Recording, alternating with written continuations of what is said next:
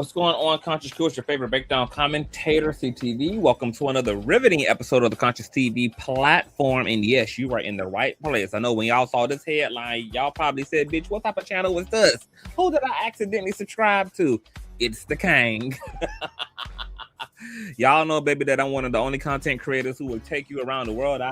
Girl. From spirituality to self-help to celebrity gossip, trendy topics to wild ass content like this as well.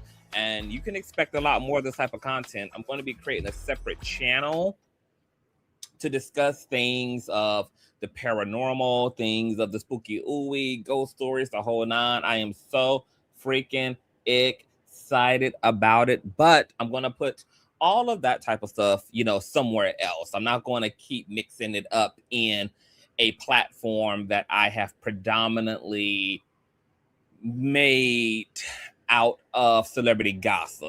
Okay, I'm gonna have to just develop another independent audience for that type of content. But I haven't created that channel yet, and I still need to get my fix. Okay, so we're here to have a very unique discussion tonight. We're gonna go back into near-death experiences. This topic is not really a stranger to this channel. We've spoken about NDEs before. We've spoken about hellish NDEs before. And I was sitting around minding my business and y'all's too, and came across a very interesting research paper that I want to read to you guys involving NDEs. And I'll get more into that. But before we do so, you guys already know what the routine is. Please run the likes all the way up. You guys know that thumbing up the video not only helps with YouTube's algorithm, but more importantly, it triggers up YouTube's notification system. So when you are thumbing up the video, you are literally knocking on the digital door of another Conscious crew member and telling them to get the black asses into the sanctuary. Oh, I ain't even got the right banner up here. My God, today. Bloop. If you enjoy everything that Kane does here, you can always donate to the platform at $Consciouztv on Cash App and or PayPal.me/Consciouztv. And of course, that's conscious, but with the Z on the end. All donation information and social media handles are, of course, in the description box below. Also, make sure that you have your notification bell set to all. And last but not least, please share the stream out to wherever it is you have digital community, whether that be a YouTube community or your Snapchat, your MySpace, the dark side of Twitter, Tumblr, or your personal OF. I don't really give a damn where you, in fact, leave a link. Just let them tired ass whores know that we're loud, we're live, and we're certainly in color. And with no further ado, let's go ahead and push on through. I know a place where you can recharge your soul. Baby, that's Consciouztv. And in the midst of brokenness, he gon' see your asshole. Baby, that's Consciouztv. You gon' heal, you gon' laugh and catch a little shade. Ooh, girl. Y'all know he be slaying, y'all better stop playing. Come hear what he's saying. Ladies and gentlemen.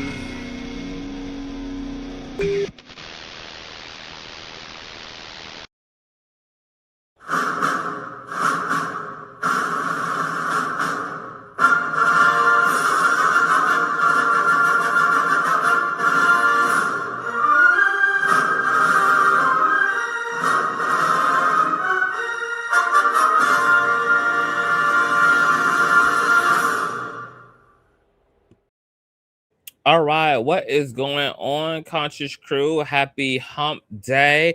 We went live earlier, girl, to get into some T.S. Madison chat. She had it going on today with another content creator. So if you miss all of that messy stuff, make sure that you give that content a click and a view. You guys know that YouTube is doing the most and shadow banning everybody, and they're not wanting to pay content creators. So it's just a lot going on Miss social media, particularly on Miss YouTube, girl. The times are crazy. Before we get into this discussion, let me speak to Kay Pearson. Hey, boo. Hey, Kay Person. What's going on? Ian Gardner. What's going on, Thomas? Can you guys hear me before we go forward?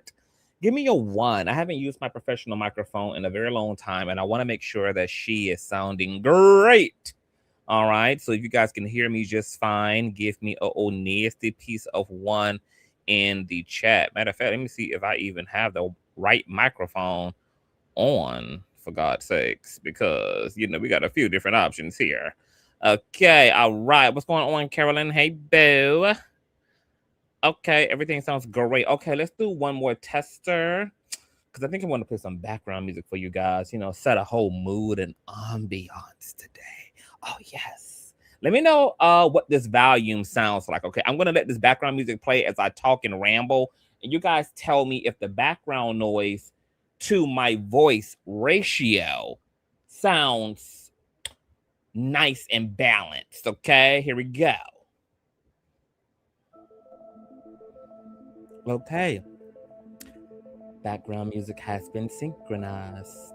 Welcome to the Consciouztv experience, where you may get all of your news, that which you can use and that which will rot your fucking brain. I want you to buckle your seatbelts and enjoy tonight's broadcast. How does that sound? Does the background noise overwhelm my voice? Is my voice louder than the background music? Because technically I would want, this is good.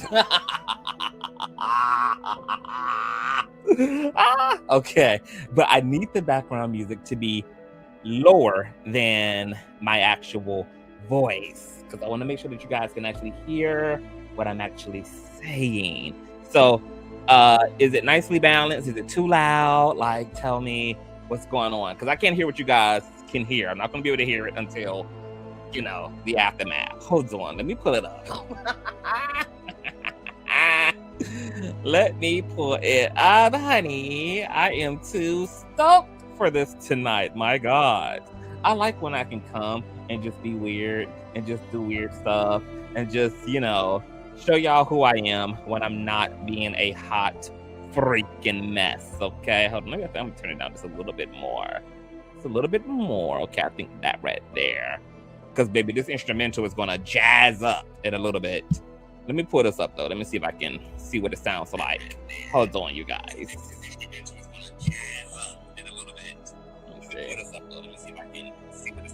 Turn this fan off. Okay, the music is a little bit. Let me turn her down a little bit more. Let's see. I think right there is nice. Right there is nice. All right, put the fan back on, honey. Ooh, child. Okay. So, you guys know I am obsessed with all things paranormal, etc.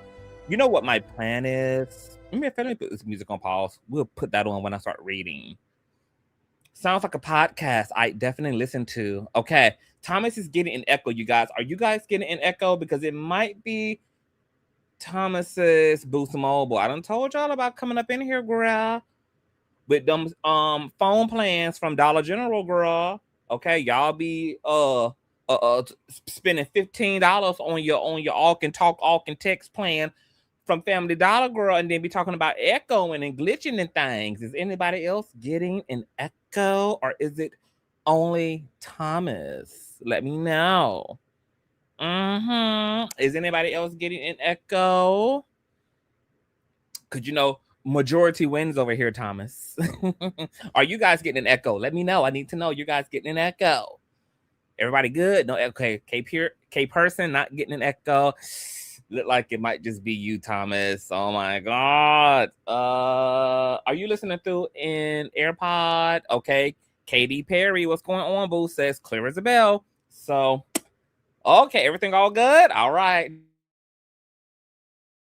So remember a few days ago, I think I deleted that live because it was just like a little life update, but I was telling you guys that I can't imagine moving overseas at this point. I want to move like over to Italy, and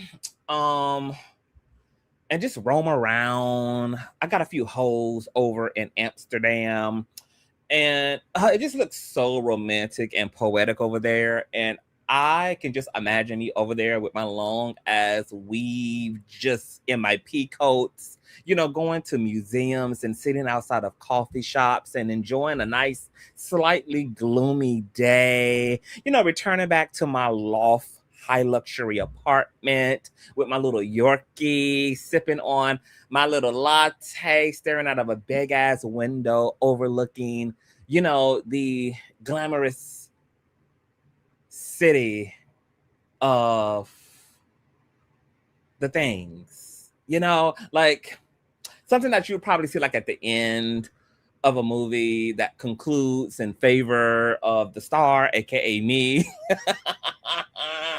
And I just want to be like a parapsychologist and spend the rest of my life in studies regarding consciousness and spirituality. Probably go back to school and get some degrees, etc. Start pushing out some books, be a renowned worldwide author, and travel and do seminars. Like, that's really what I see for the next leg of my life.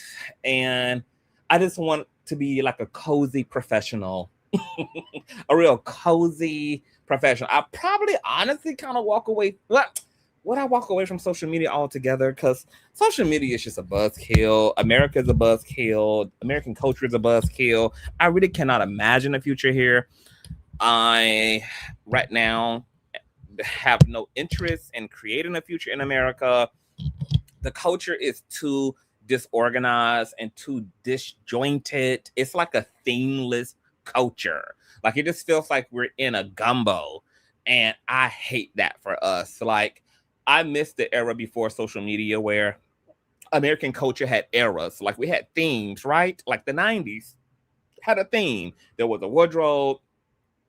There was like a personality of the system. The 80s, the 70s, the 2000s. But because of social media, it's just blurred and smushed and smashed and chopped up everything and just threw it into a pot, and it just feels weird and empty and disorganized. And then, welcome back to Jim Crow, girl. It's just a buzzkill all around. So my plan is to get the fuck up out of here, Jordan Peele style. All right. I don't know about y'all, girl, but I got the motherfucking gal. All right. But nonetheless, we're here to talk about near-death experiences. This subject is no stranger to my platform. We have spoken about hellish NDEs before.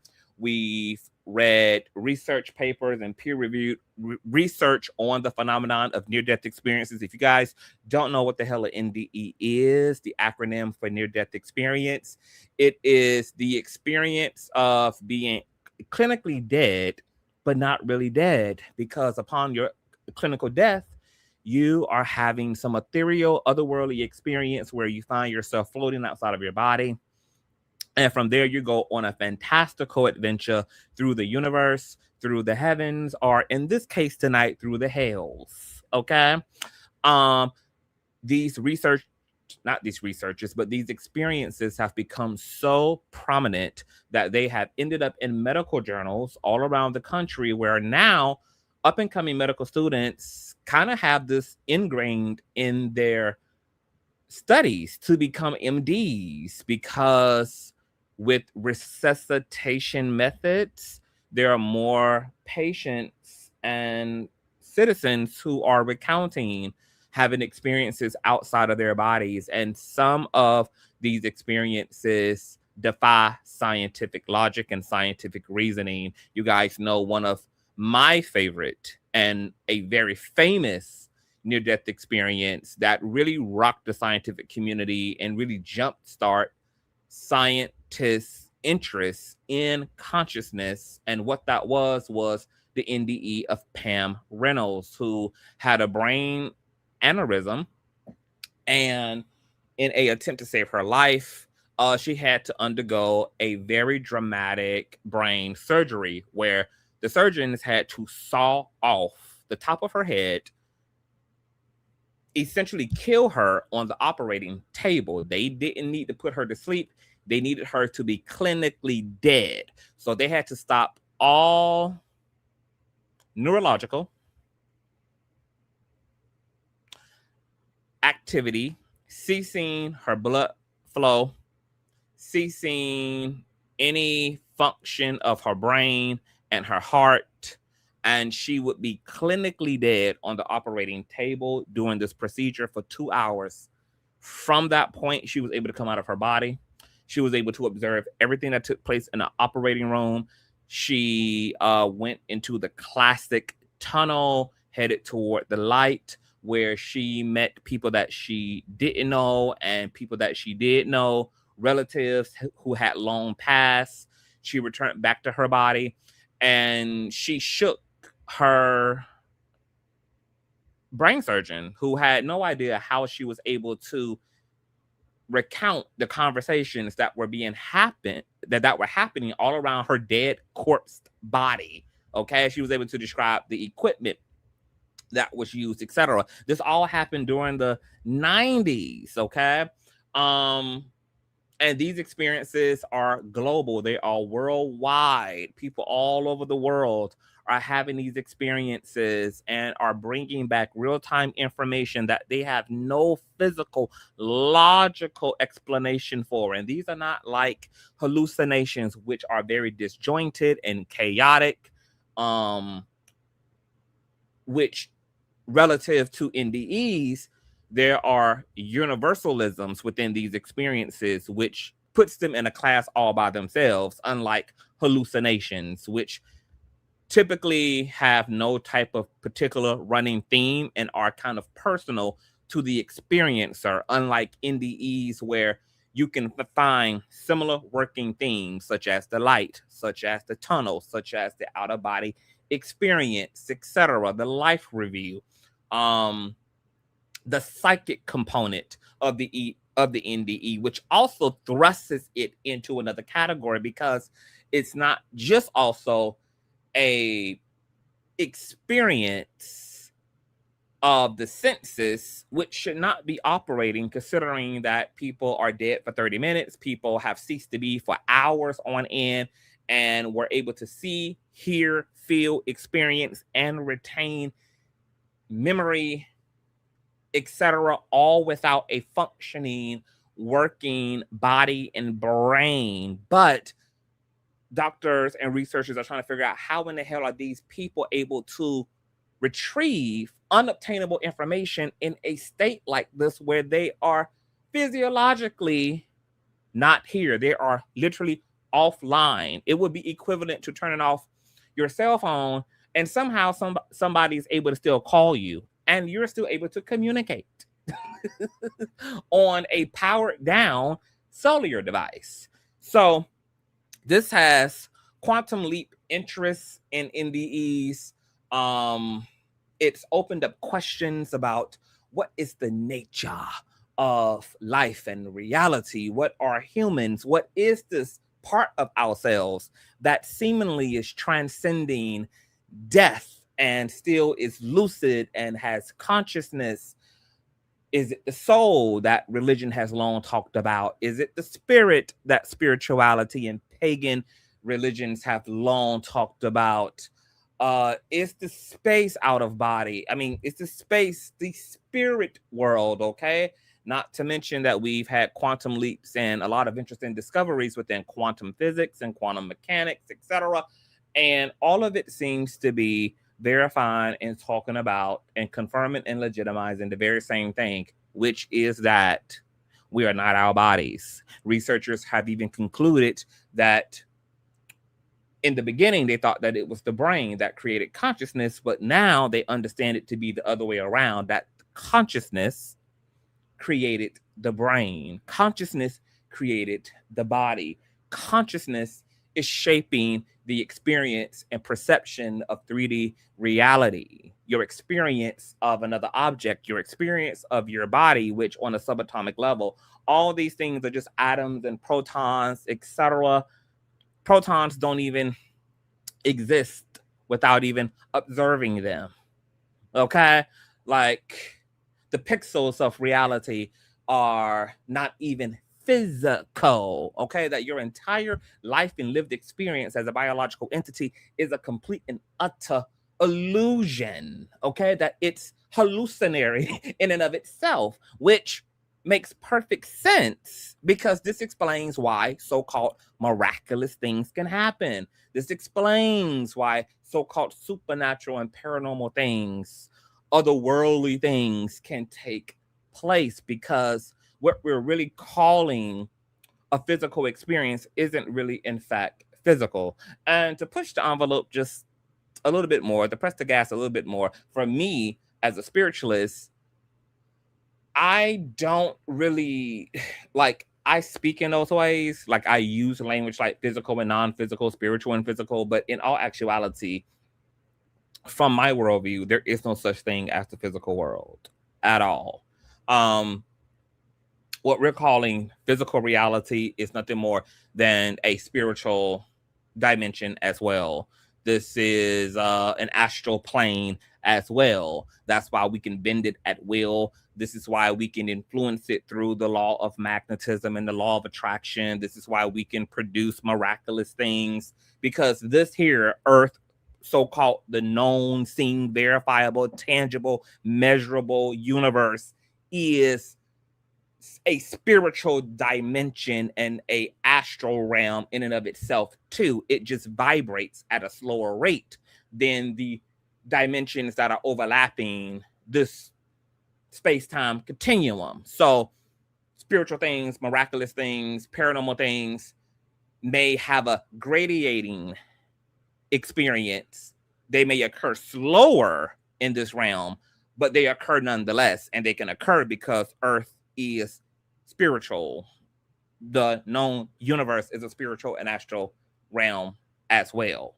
Okay, so I don't participate in all of that like propaganda, because that's just the Matrix way of trying to get you to believe in the indoctrination that you are a body and that you are no more than some random mathematical freak mutation of a universe that they claim they don't understand.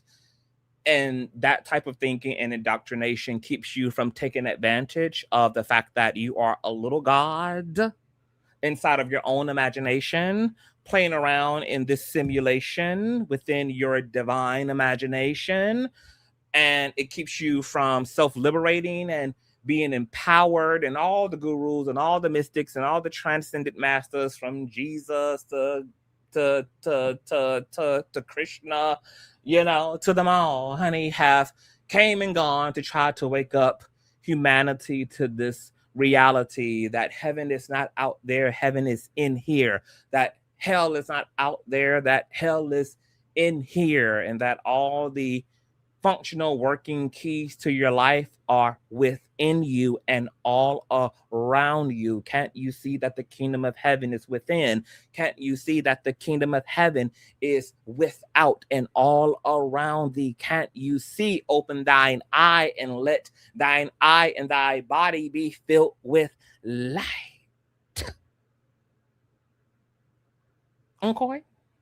So we're going to take a peer into a unique phenomenon within the NDE experience, which is not really talked about in the same frequency in which hellish near-death experiences are spoken about. We're used to the fluffy, heavenly, harpy, angelic, Holy Ghosty, godly, heavenly realm and castles and crystalline bridges version of an NDE experience, and not the nuck and buck ghetto experiences within the NDE phenomenon. I'm very, very fascinated by the hellish aspect of NDEs.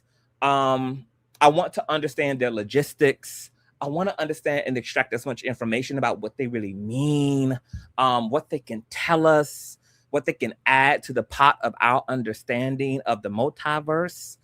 And I think because death is just as fluid and just as inevitable as life is, that we really need to get over our fear of death. It's going to happen. It's a part of life. Nobody is going to avoid it. Ultimately, it will claim all lives and all souls.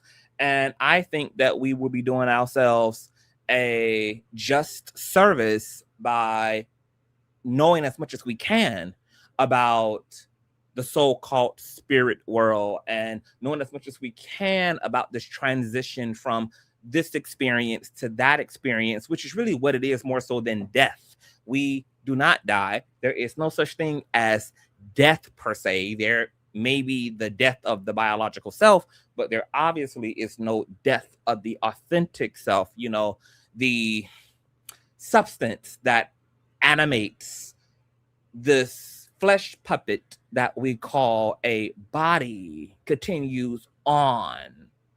So why be afraid of something that we're all going to experience, that generations of human beings before our time have all inevitably had to have happen to them?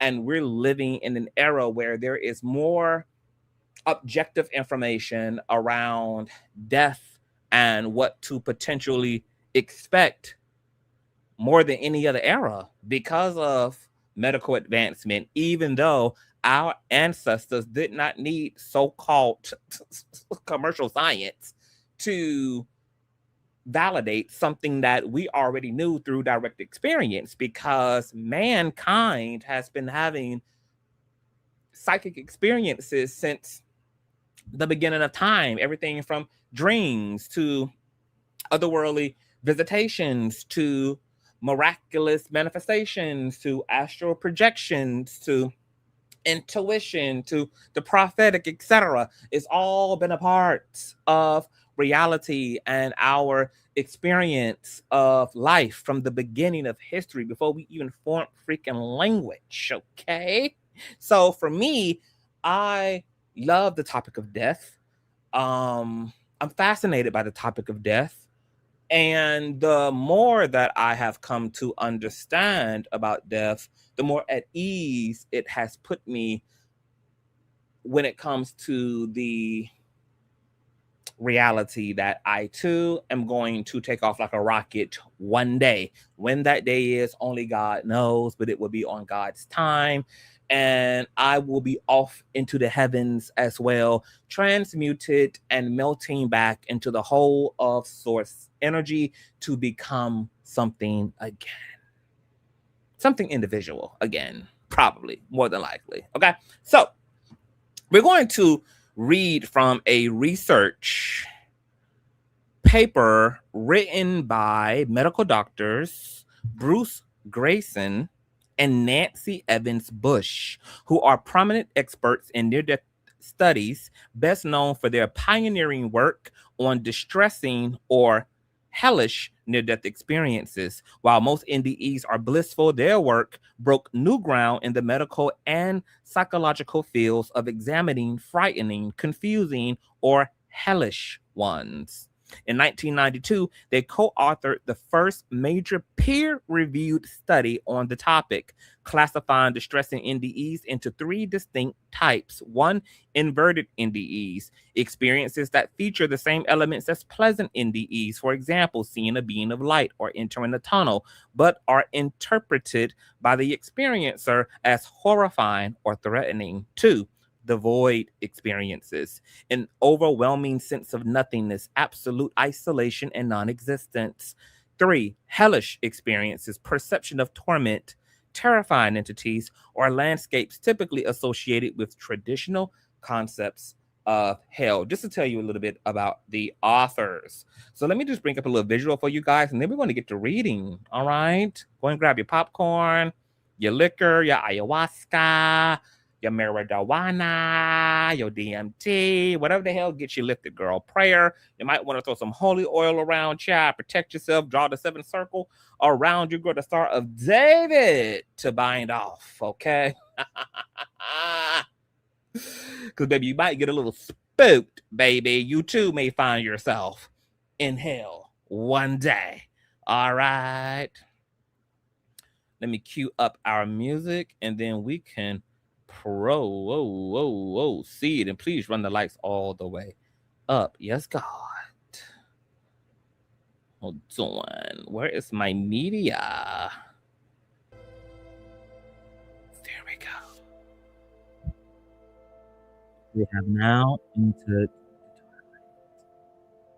Now, you guys, mind you, the way this paper is written, girl, I gotta like scroll up and scroll down, like split into two columns. So if you hear a little pause, that's what I'm doing, girl. Going down the elevator, then back up the elevator to read. All right.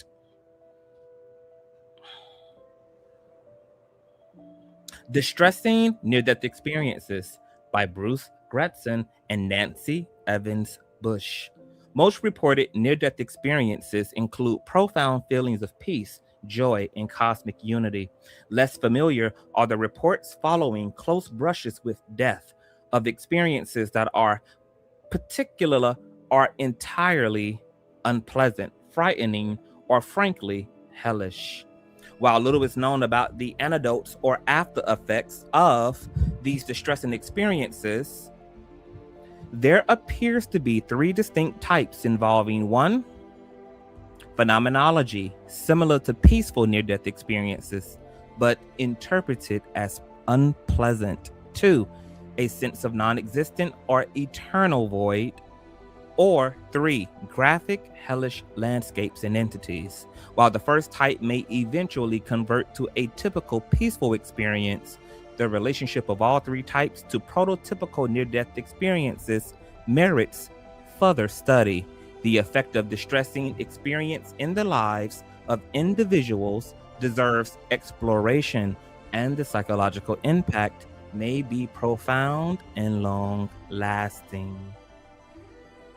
The near-death experience is a powerful psychological experience of undetermined origin, typically occurring to an individual close to death or in a situation of intense physical or emotional danger. The precipitating event may be obvious, such as a documented cardiac arrest, or it may go unnoted, such as a momentary but quickly corrected hypotensive episode. Prototypical near-death experiences have occurred with no recognized antidote event. Thus, while a life-threatening situation is a reliable trigger for a subsequent report of a NDE, such an experience can occur in the absence of any recognized danger. Most reported NDEs have included profound feelings of peace or bliss, joy, and a sense of cosmic unity, as well as a sense of leaving the body, entering a darkness, encountering a light, meeting spiritual beings and or deceased persons as uncrossable boundary, a life review, and an altered sense of time. Further, most experiencers subsequently report profound and long-lasting changes in attitudes, beliefs, and values. However, sporadic reports have described a smaller number of distressing events that are in some ways similar to the prototypical near-death experience, but categorized by feelings of fear or despair, and often described as nightmarish or hellish. While the frequency of these distressing events and their relation to the more common peaceful near-death experiences have been questioned, little is known about them, and there is, in fact, no accepted definition of what constitutes a distressing NDE. The early phenomenological reports of NDE experiences from Raymond Moody, a researcher, they named various researchers here, contained no distressing experiences, which may have deterred subsequent investigators from seeking or acknowledging them. Raymond Moody reported a vaguely unpleasant effect, primarily in suicide-related experiences, and noted that some people described seeing in their peaceful NDEs other individuals who appeared bewildered or perplexed. However, he concluded that in the mass of material I have collected, no one has ever described to me a state like the archetypal hell.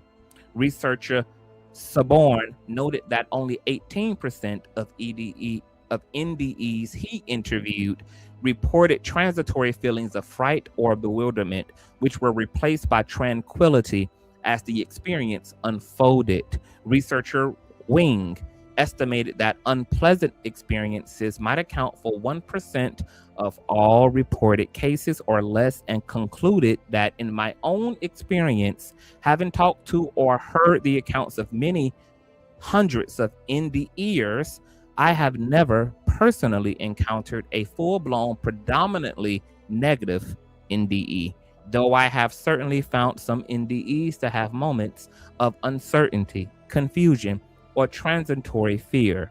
Furthermore, the commonly used research instruments for identifying and measuring NDEs based on these early studies may perpetuate the bias against recognizing distressing experiences. Both the weighted core experience index and NDE scale include some elements such as peace, joy, and a sense of cosmic unity amongst their diagnostic criteria for NDEs. Frightening deathbed visions were well known in previous centuries. Researcher Greyson noted that Christian, let me scroll up, and Hindu iconography were replete with examples of post-mortem horrors, including dangerous encounters with evil forces. Even the being of light is described in the Tibetan Book of Dead as being terrifying. Zelensky, the researcher out in 1987, has documented an abundance of journeys to hell or purgatory and back from the medieval Christian literature, and noted that in contrast to those returned from death accounts, recent NDE reports suggest that the modern otherworld is a congenial place, a garden of unearthly delights. The absence of such distressing experiences from contemporary NDEs accounts may be due to their rarity or the reluctance of individuals to report this type of experience, or to the reluctance of clinicians and researchers to hear them. It is difficult to imagine that an experiencer could be indifferent to the cultural assumption that personal merit determines types of experiences. That is, the heavenly and hellish experiences come to those who have earned them. Distressing NDEs have frequently been referred to in the literature as negative, in contrast to the prototypical positive, pleasant experiences. This value-laden terminology may lead experiencers to believe that they will be similarly characterized. Furthermore, people who have distressing experiences may resist talking about them to avoid reliving a personal horror, or from a sense that others must be spared a knowledge too dreadful to bear.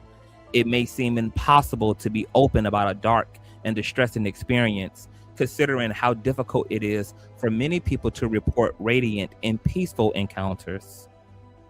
Researcher Clark emphasized that both the reluctance of individuals who have distressing experiences to share them with investigators and our reluctant undetermination of their frequency. She estimated that patients who had distressing NDEs took twice as many sessions to open up about them as did patients with peaceful ones.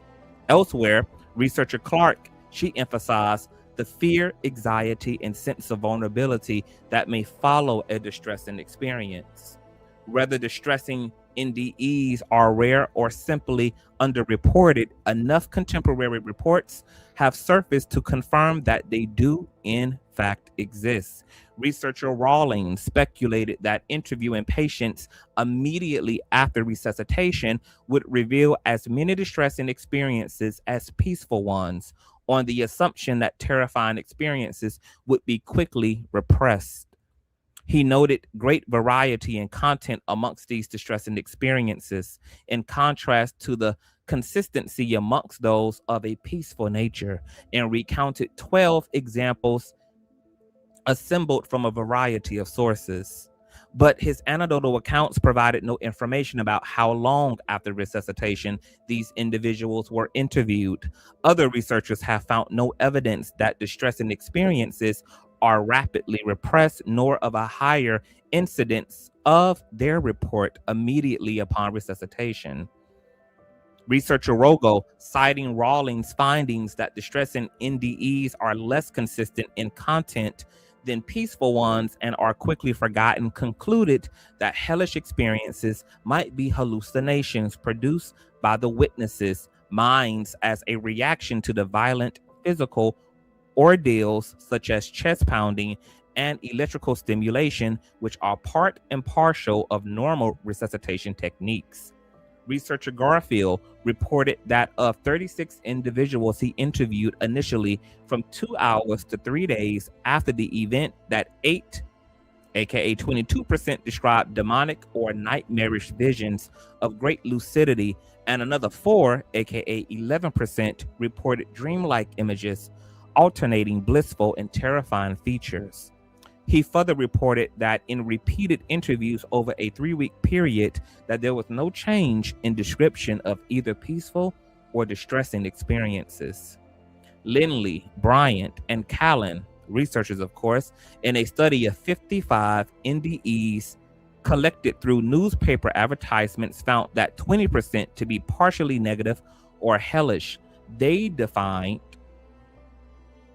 scrolling up, a negative NDE as one that contains extreme fear, panic, or anger. It may also contain visions of demonic creatures that threaten or taunt the subject. They reported that most negative experiences begin with a rush of fear and panic, or with the vision of wrathful or fearful creatures, but that they are usually transformed at some point into a positive experience in which all negativity vanishes, and the first stage of death is peacefulness is achieved. However, Lindley and his colleagues also found it common for the distressing elements to follow a peaceful experience, and suggested that the distress may reside in the transition between a peaceful experience and a normal consciousness. From their descriptions of and direct quotes from NDE accounts, they seem to have been included as negative those cases in which the actual experience was completely peaceful, but the apparent return to the body and to mundane reality was accompanied by anger or panic. A nationwide poll conducted in 1980 to 1981 by the Gallup organization estimated that 1% of NDEs reported having experienced a sense of hell or torment.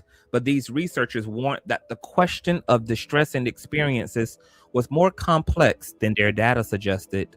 Their respondents described such elements as featureless, forbidding faces, beings who were present but not comforting, feelings of discomfort, emotional unrest and confusion, a sense of being tricked into ultimate destruction, and fear about the finality of death.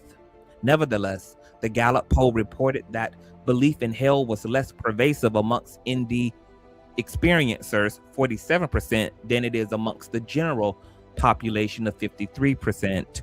Gray, in her comparative study of British and American NDEs, noted that indications that pointed to the fact that negative encounters, while infrequent, do, however, definitely exist. Gray described a negative NDE as characterized by feelings of extreme fear, panic, emotional or mental anguish, desperation, intense loneliness, and desolation. She found the environment to be described as dark and gloomy or barren and hostile. Often subjects reported being on the brink of a pit or abyss. She further defined a subcategory of hell-like near-death experiences as intense, unpleasant events that include a definite sense of some evil force, such as threatening demonic creatures. She found the hellish environments to be described as intensely hot or cold, and to often include sounds of torment. Gray responded that distressing experiences tend to follow a sequence of 1, fear and panic, 2, out-of-body experience, 3, entering a black void, 4, sensing an evil force, and 5, entering a hellish environment.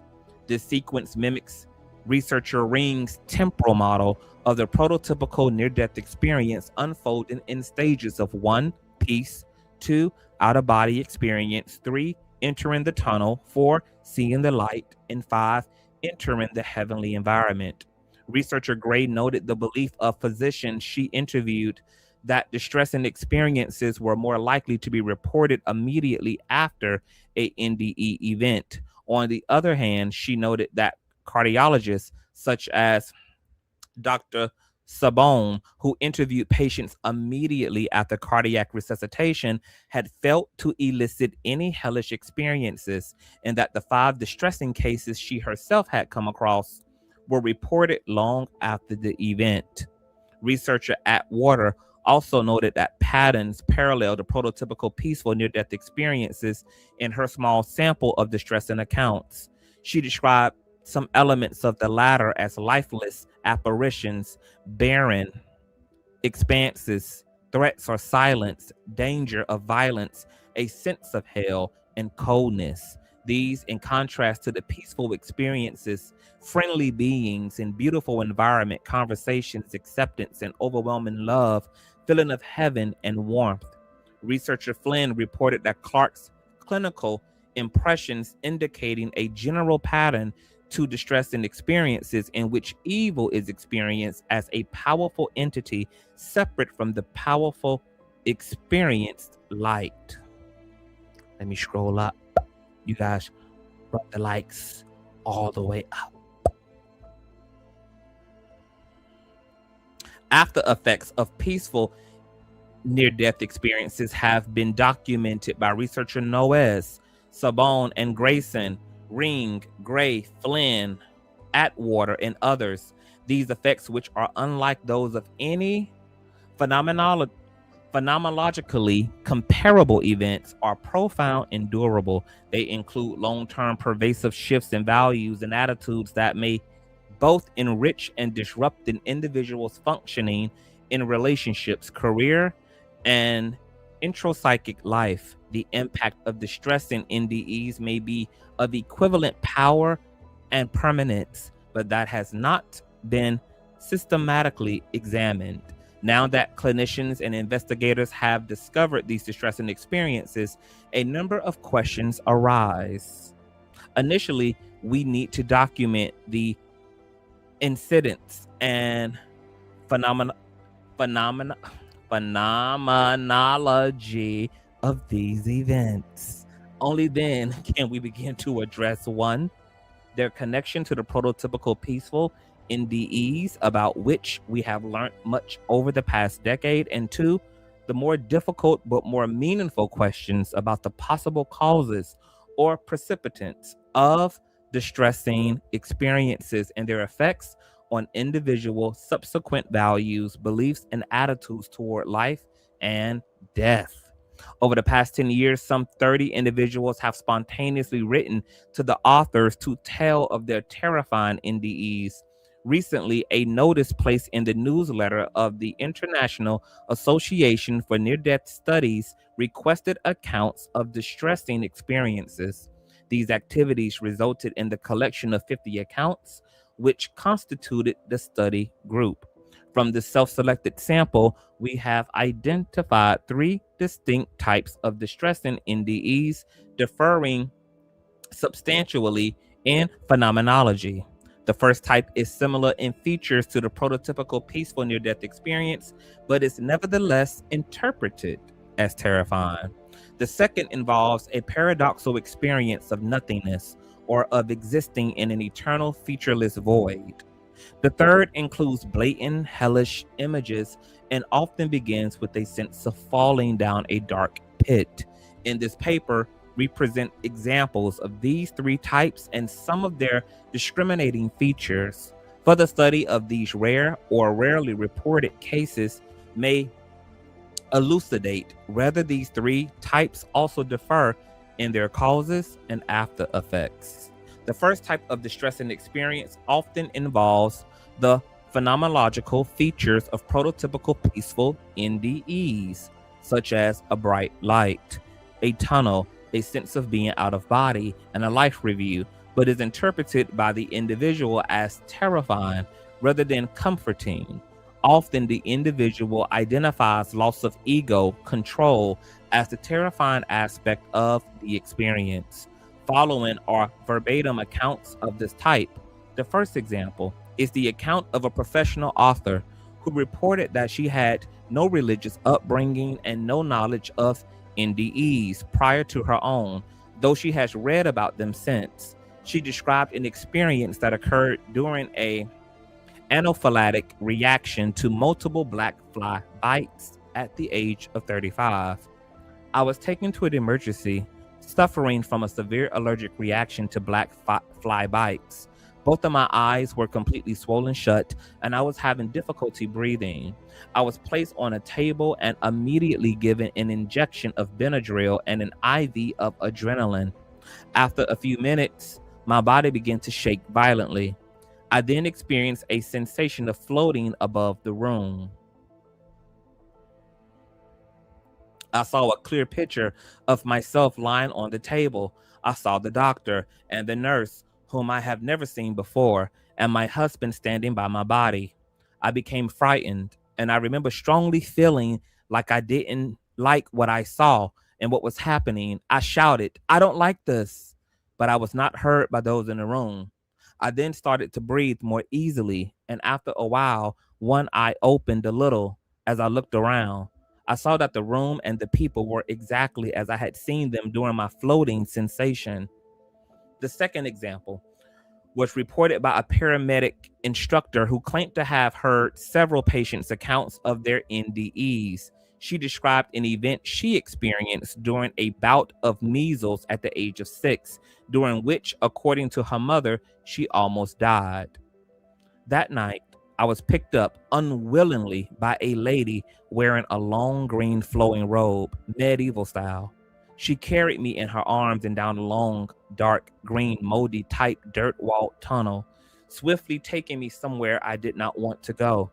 She mind talked to me and kept trying to explain that I had to go, and nothing could prevent it, no matter how much I didn't want to leave.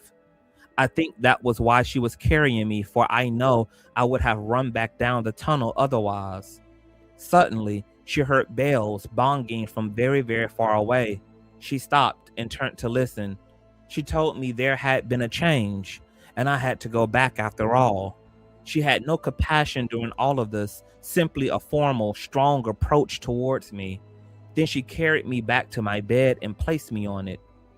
Still drawn up in a contracted bundle from being carried so long, I called out to her, but she rapidly walked away into the tunnel.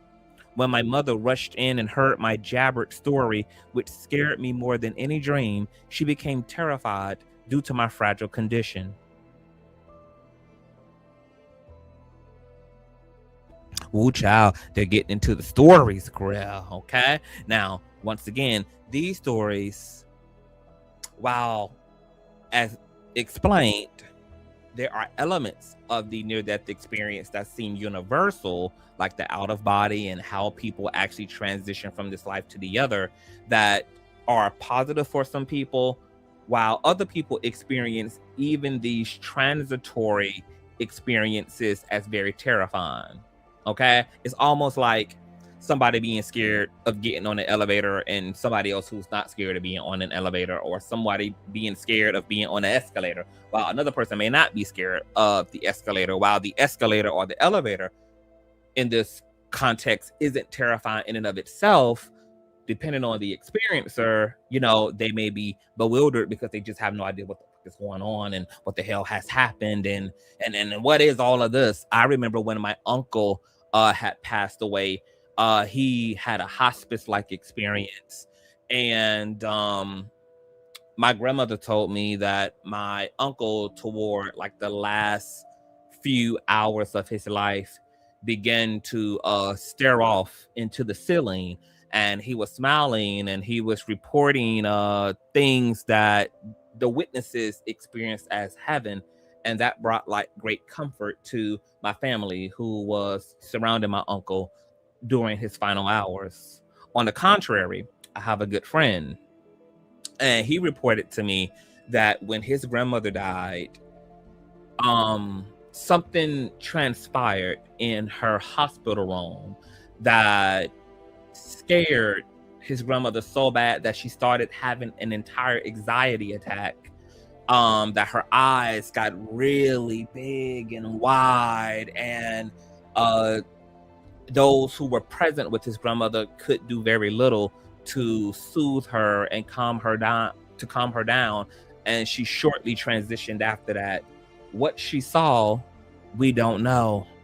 Was it something dark and sinister in the room with her, or was just the experience of watching the veil thinned as you approach something inevitable and permanent as the dissolving of the biological self, just terrifying in and of itself.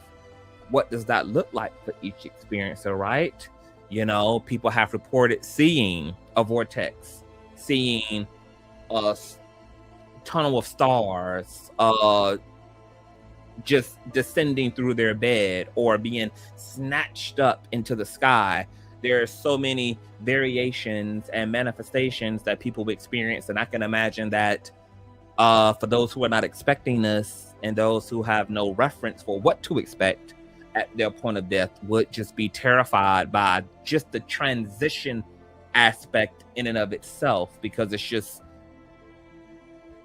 so non-logical. You know, could you imagine floating after you lived in a body for 60 years, after you've been in a body for 80 years, and now you're some weightless orb, you know, perched up on the surgeon's shoulder, or you find yourself floating through walls and through ceilings, or you find yourself in utter blackness with some pinpoint of light off in the distance that you have no choice but to begin rushing toward and having a head-on collision with.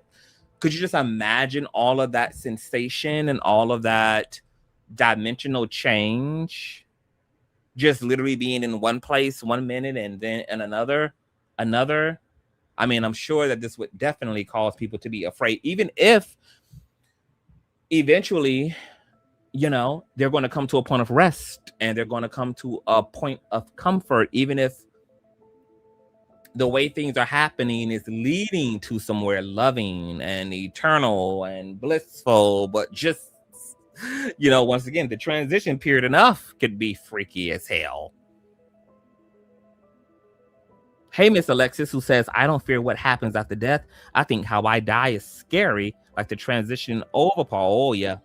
A lot of people have more concern about how they're going to die than they do about, you know, what takes place after they die, for sure. And Thomas says, yes, especially without a heart. Absolutely. You know, could you imagine seeing without eyes, hearing without ears, moving without a body? You know, very unique experiences. Okay, so back to the read. The third example was reported by a man to have occurred during a post-operative infection following surgery for an aneurysm at the age of 64. At the time of his experience, he had never heard of such events, and subsequently thinking his own experience was unique, he mentioned it to no one but his wife. The day after seeing a television program about NDEs, he wrote to one of us describing his experience. As I looked under me, a strong wind was pulling me into what seemed to be a funnel shaped like a cornucopia, only opened at both ends. I was flying, and I was drawn toward and directly into the vortex or funnel. At the end, the lights were blinding, and crystal flashing was unbearable. As I neared the very end, I was reaching for the sides, trying to stop myself from falling off the end into the flashing crystal. I felt that I did not want to go on. If there was some way I could explain to you what happened. I vividly remember screaming, God, I'm not ready. Please help me.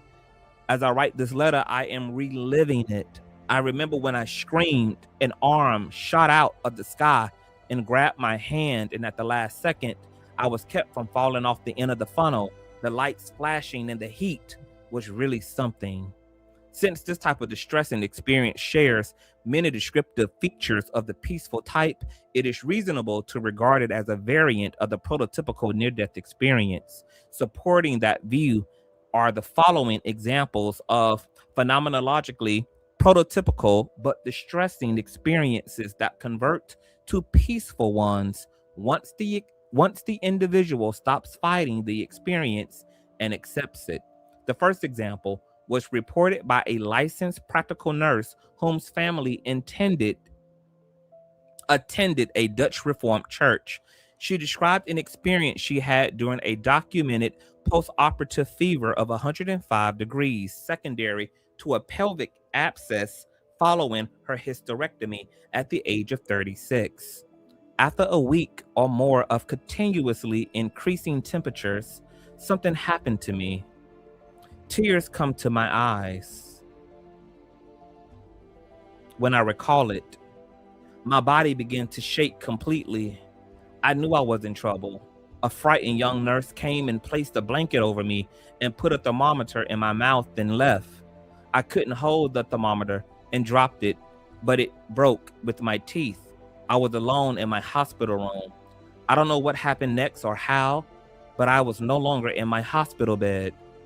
But I, not as we know me, a solid human form, but myself, my energy, or my mind, was in a place surrounded by a misty gray cloud-like substance. I then began to see lights flashing in a circular shape, advancing towards me at a rapid speed, then retreating after coming inches from my face. This continued for a period of time, and I was terribly frightened. I felt as if I was transfixed. Then I began to talk to myself non-verbally. I said to myself, "You can handle this. You're strong. You'll be okay," and continued to repeat this and pray to God. I felt near death. Then suddenly, I was overcome by a feeling of complete peace. My feelings were that I was safe, and it was beautiful, weightless. I loved it.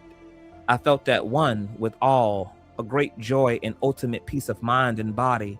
I knew no harm in any way would come to me. All was peaceful and profound love surrounded me. There is no description on earth that can compare with this place and feeling. I felt something was saying, "You're safe now. Don't be afraid. This peace will help you." After this happened, I just came back. I refer to this as leaving and coming back, as that's how I feel. My body was there, but where was I? The beauty of the feeling overwhelms me even now, and sometimes I try to recreate it in my mind. I cannot. The depth of this experience cannot be understood by a person who has not had it happen to themselves. Anyone who has felt this peace would never want to leave or have it leave them. The second example was reported by a secretary who had been raised as a congressionalist but had never heard of near-death experiences before her own. She described the following event that occurred at the age of 27. When having just delivered her third child, she was given nitrous oxide for the repair of extensive uterine lacerations. As I breathed in from the anesthesia mask, I felt myself go limp and lightheaded.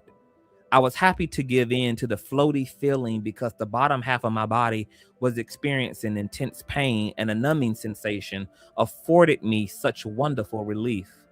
Suddenly, I became aware that something really strange was happening. It was as if I had pulled up and away from my body, and I found myself watching my doctor and his nurse working on my body from a corner of the room nearing the ceiling. I felt so startled at being able to hover above like that, and I wanted to feel in control of my situation, but I was unable to do anything except watch helplessly. I made some attempts to get the attention of the other two in the room, but they were totally oblivious to anything I was saying to them. Then I found myself no longer in the room, but traveling through a tunnel, slowly at first, then picking up speed as I went. As I entered the tunnel, I began hearing the sound of an engine, the kind that operates heavy machinery. Then as I was moving slowly, I could hear voices on each side of my head, the voices of people whom I'd known before because they were vaguely familiar. About this time, I became frightened, so I didn't concentrate on trying to recognize any of the voices. I found myself growing more and more afraid as the speed picked up, and I realized that I was headed toward the pinpoint of light at the end of the tunnel. The thought came that this was probably what it was like to die. I decided then and there that I wanted to go no further, and I tried to backpedal, stop, and turn around, but to no avail. I could not control nothing, and the pinpoint of light grew larger and larger. Before I knew it, that light exploded all around me. I should also report that my attitude at this time was quite terrified. I did not want to be there, and I was determined that I was not by God going to stay. There were beings all around me, and they acknowledged my presence.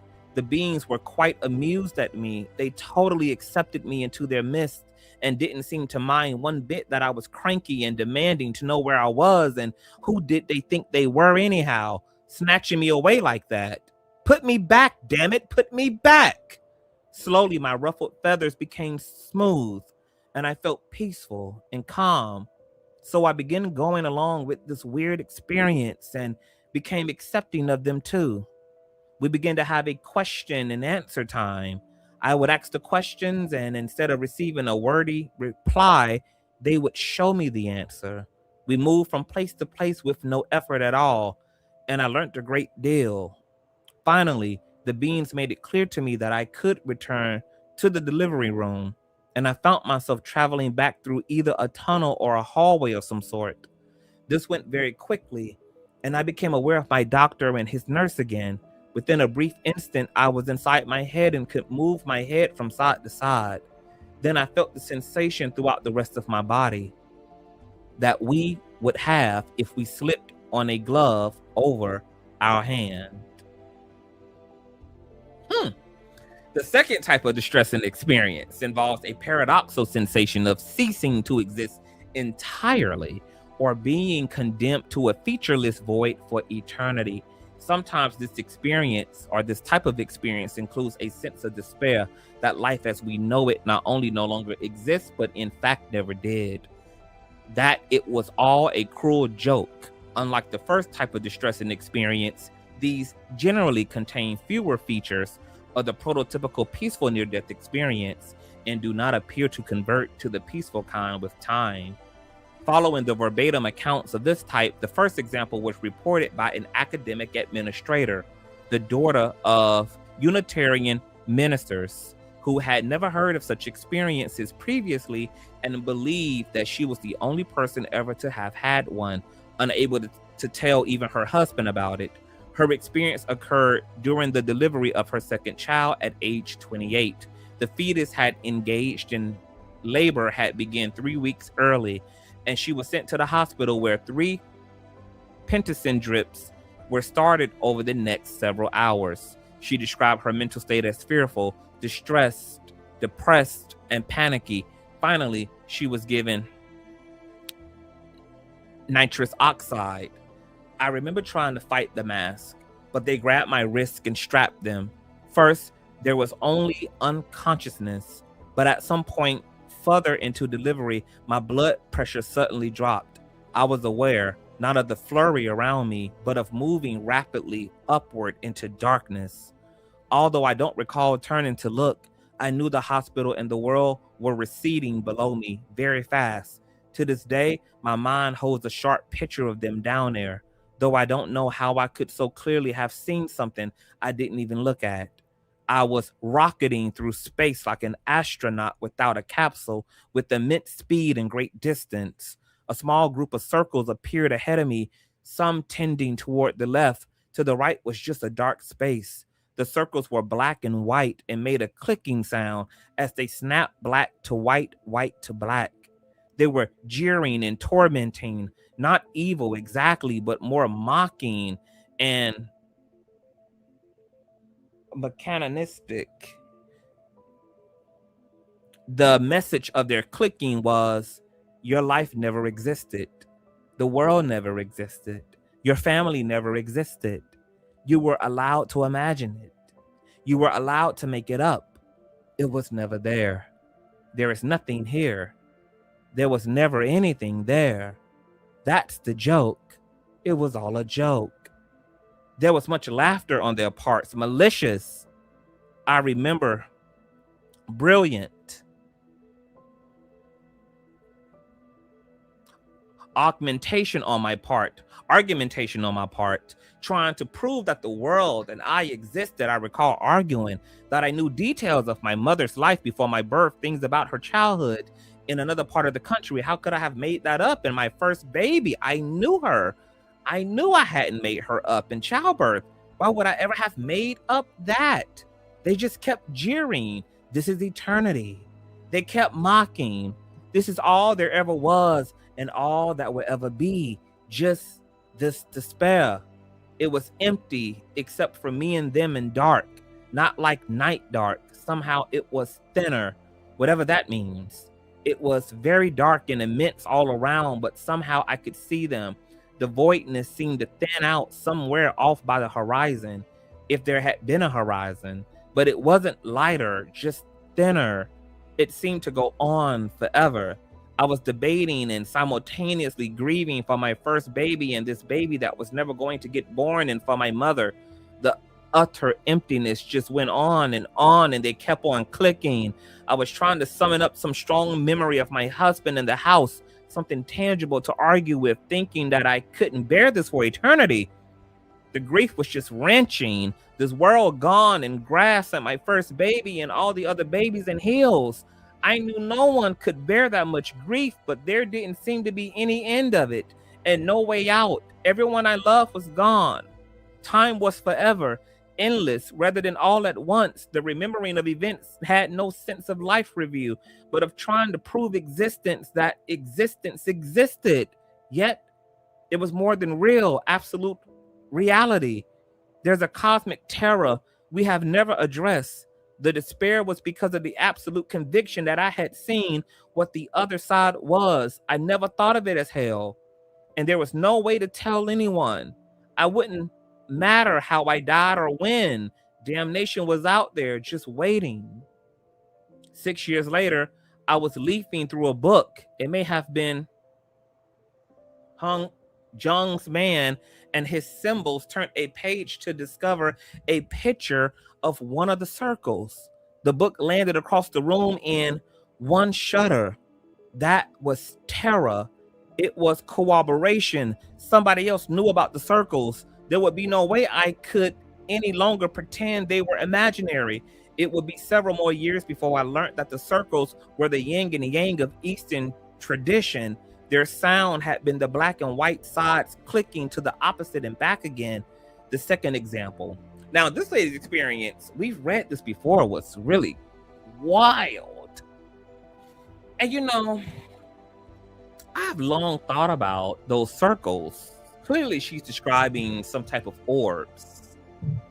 And it's interesting that those orbs were telling her that, girl, you made it all up. Earth was never real. Your life experience was never real. You were allowed to, or had the power to, or were given permission to imagine it all. That's a very interesting thing to say to a soul, because there are some theories that death is just a great awakening, and that we take off the God helmet, right? That we are here experiencing 3D reality, and that these bodies are nothing more than an avatar, and that what we are experiencing here is no different than what we do when we play a game on PS5, or no different than creating and interacting in a Sims game. Yes, we're playing the characters and we're constructing the reality, almost like Grand Theft Auto. You know, we're driving, we're flying, we're talking, we're robbing, we're loving, we're doing all the things, and yet it's not us. And those beings, even though she experienced that information in a very distressing way because it shocked her, she could not make sense of what they mean by she made up her whole entire fucking experience. But ironically, that theory floats about that our souls are just having this virtual experience, and to die is to return back to the real self, because to those orbs or those circles, as she describes them, this was nothing more than a simulated experience. Isn't that wild? Isn't it wild that we have our little time here? We have our little 16 years or 20 years or 40 years or 80 years, and that, you know, all the people that we love and all the meaning we've put into our lives and how much we've gone out of our way to have a career, etc., that that it was all equivalent, girl, to being in a PlayStation 5 simulation. And that everything that we are experiencing here is literally just pure experiential, is only relevant to being here, that it has no other substance beyond being in the game. The same way that you play a game and you're present as you're playing it on your phone, you're present as you're playing it in front of your TV, but once you put the controller down, it's over. You go on to eat, you go on to get ready for work, you go on to get ready to go out and do and carry on about your quote-unquote real life. And no matter how many hours and how many stages of that game that you beat and how much time you've put into playing that particular simulation, that's all that it is. It's just a simulated experience of your soul, who is essentially playing around and existing within its own imagination. That the soul has imagined what it is like to be a human being. Isn't that fucking incredible as a thought? That is fucking insane. I mean, it seems to be apparently the case by every stretch of all of the information and theories and research, once again, within quantum mechanics and quantum theory, that my soul is imagining what it's like to be Davion, and therefore, bloop, it's Davion. That my soul carved out and customized his character.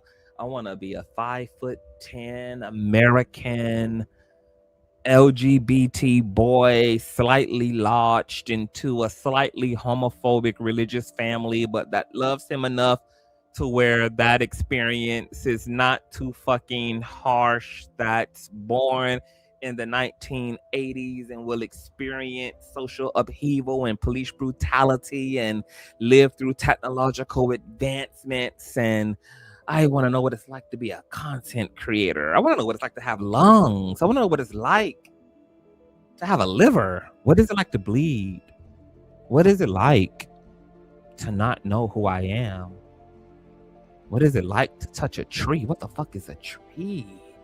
You know, because no matter how harsh and crazy, right, life is, I can still understand why the soul would be completely fascinated and intrigued by the Earth simulation. Like, because it's the same reason that we are so interested in our world. Like, everything is a bleed over. Like, the soul's curiosity is symbolically reflected through our own curiosity of the world that we're in.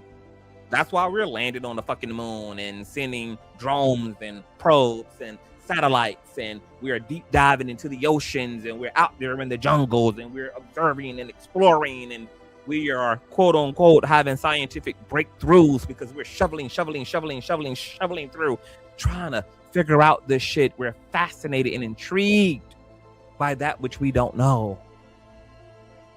But I love the language. It's something so poetic about the fact that our souls are imagining the human experience, and that Earth really doesn't exist. This all really is a subjective quantum experience. That multiple souls are one consciousness is experiencing in its plurality, and is having the experience of multiple angles and fractions of itself, which then goes into the whole one mind, one hive philosophy, that God is experiencing itself through all of us from each degree and angle. of itself. The idea that you're the only person that exists and you are experiencing different emanations and aspects of who you are through your government, through your neighbors, through your children, through your friends, through your foes, through your opponents, through etc. But my God, that woman's experience is just so freaking unique. She died, and these beings told her, basically, welcome home, Susie. You made it back, sis. You're back from your nap. You dreamed it all. Because from their perspective, I mean, that is what it is. That's why you're here and not there. Can't you see you are existing without a body? Can't you see that you are existing without that reality? So what does that tell you about that reality, sis? I can understand, though, why that would be hard to conceive in the moment. And why that type of language would also feel violent and offensive, because you just died. So you're still personally connected to that which you just left. The freshness of being out of the body and out of the simulation and still having that type of sympathetic connection to this simulation, you know, like, what do you mean? Were you telling me, what do you mean that I made it all? What are you talking about? I made it all up. You made it all up. You dreamed it. Oh my God, these are the fucking powers of the soul. That the body doesn't have a soul, but the soul has a body.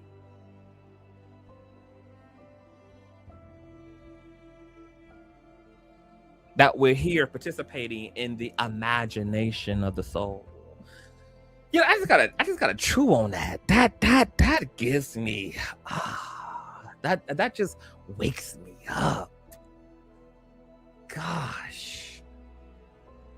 You know, this is the freaky good shit of life. To hell with the politics and to hell with the celebrities, girl. Let's dive into the philosophy of consciousness and wrestle with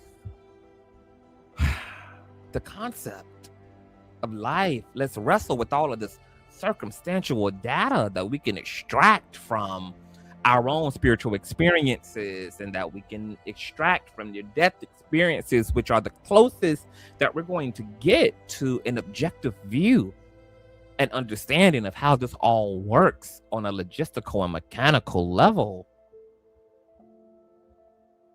You know, you hear many religious people say, nobody really knows what happens because nobody's died and come back to tell us. So yes, they have. They're called near-death experiencers. And these people have had verifiable near-death experiences, verified by the fact that we know that they were clinically dead. And yet had a fully lucid experience that oftentimes is accompanied by an out-of-body experience that allows them to interact in real time with the real-time plane, which is what we call it in the astral projection circles. The real-time plane is the earth plane. That's the plane where, quote-unquote, time is happening in real time. So you can go and experience people in real time. You can see events in real times, and you can come back to your avatar and recount what just took place 27 miles over or across the country. You can go and tell mama that she just stubbed her toe, okay, in her floral nightgown as she was coming around the corner to go into her bedroom. Like, how the hell did you know that? Because, mama, we're in a simulation, my love. You are a divine being. I'm a divine being, and we're playing a divine game together. And we can willfully disassociate ourselves from this experience temporarily through meditation, through astral projection, or hell, we will inevitably be disassociated from it permanently through the so-called death experience.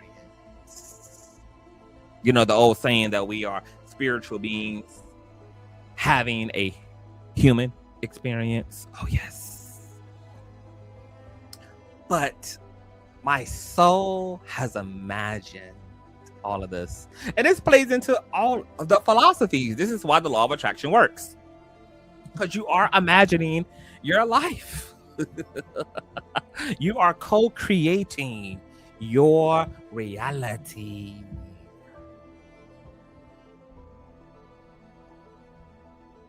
Bishop and the late great Carlton Pearson says that the things you look at will change when you change the way you look at those things. That perception draws and edits reality when we can hold our consciousness and our vision in place. This is the manifesting principle behind all manifestation work. This is why Christ practiced so much fasting and prayer and separated himself from the trauma and the struggle so that he can come into alignment with who he actually was. And he could focus all of his attention upon his agenda, seize control again of his reality, and then be so supercharged up and focused and concentrated that he could impose that reality upon anyone who would be willing to also accept his proposal.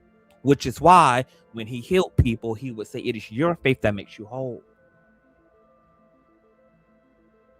The fact that as quantum beings, we can participate in shared reality, which is what we do anyway when we agree to community and agree to society and we agree to, you know, workplace engagement, etc. We're already doing this in everyday practical ways. But we can go so far into that we can accomplish and co-create things that science has not yet caught up with in terms of a rational, reasonable explanation. But once again, quantum physics is something that is pioneering this thing. And what I love about quantum physics is that it's just really a scientific, it's just scientific language for spiritual concepts that have existed since the dawn of time.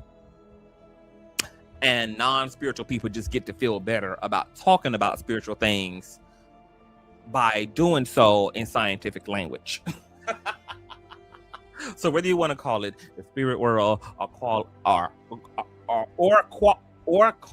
it quantum reality, whether you want to call it astral projection or spirit walking or call it quantum leaping, whatever makes you feel better, baby. Whatever makes you feel better. But I know I love it. And it's intriguing.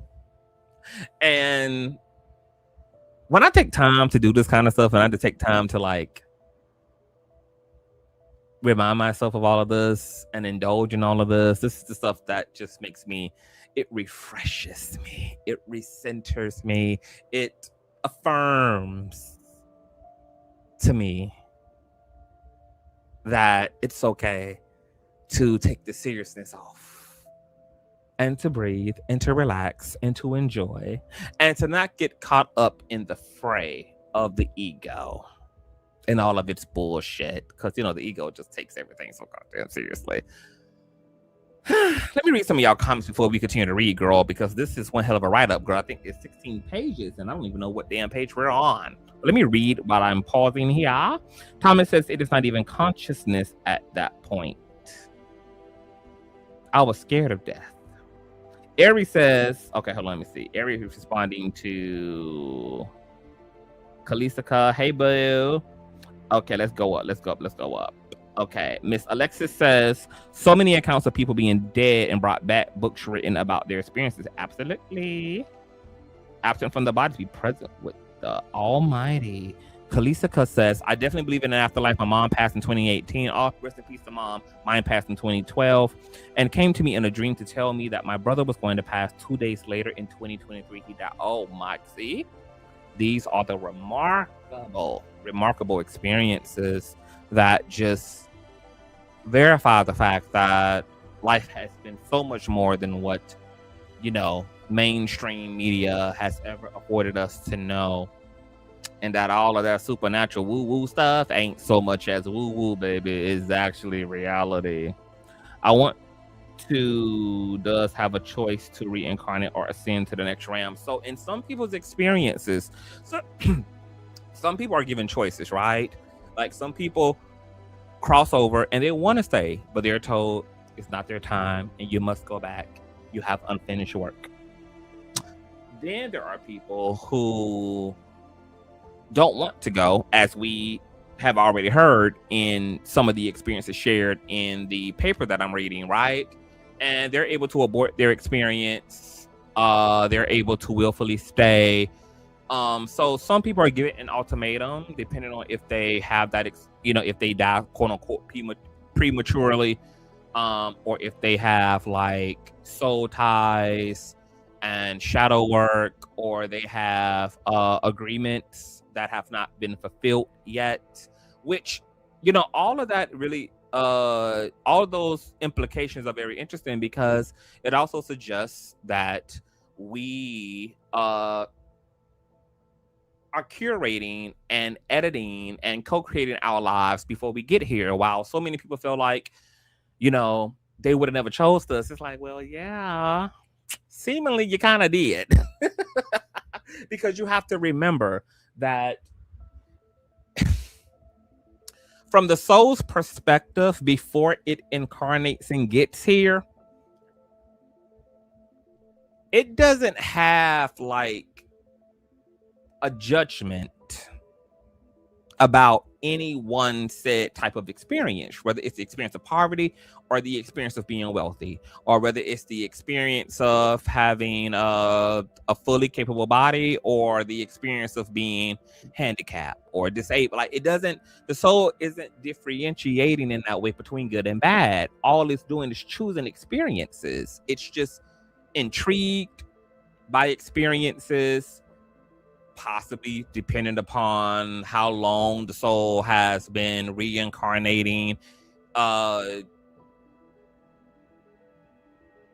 It may have some deals. Once again, it may have kind of a running theme to what it's trying to achieve through its incarnations, and it's choosing experiences that have the capacity to egg on that agenda or to help the soul to ascend and to achieve the level of enlightenment or self-awareness that it's going for, etc. And maybe being handicapped in one life can be a catalyst to that. Maybe being a white person in the next life adds to the pressure or the variables that can help to take the soul to another level of self-awareness. Look, I think it gets very nuanced.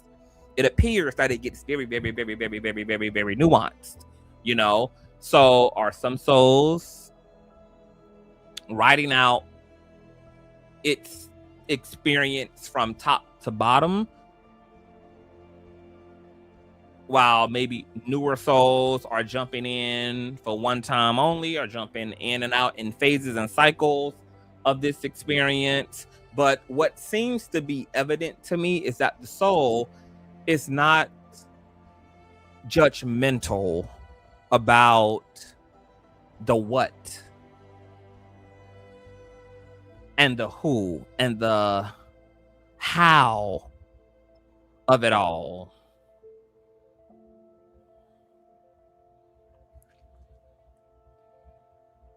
And this explains why, like, prayer and meditation universally results in peace. That if you pray and or meditate the proper way, eventually you find rest. Rest probably is the default posture of the soul. It's not personally bothered and entangled, nor carrying any of these burdens and traumas, etc. That's something that's all lodged into the ego. But that once you reach the authentic self, that self is not personalizing this experience because it knows better. It knows the truth about what the body is living through, what the body is enduring, whether it's sickness, whether it's heartbreak, whether it's emotional duress and depression, that it's disassociated as a whole from that.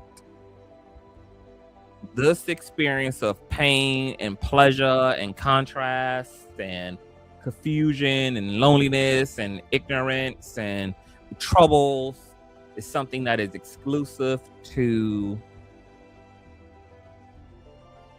the body. But maybe the soul too,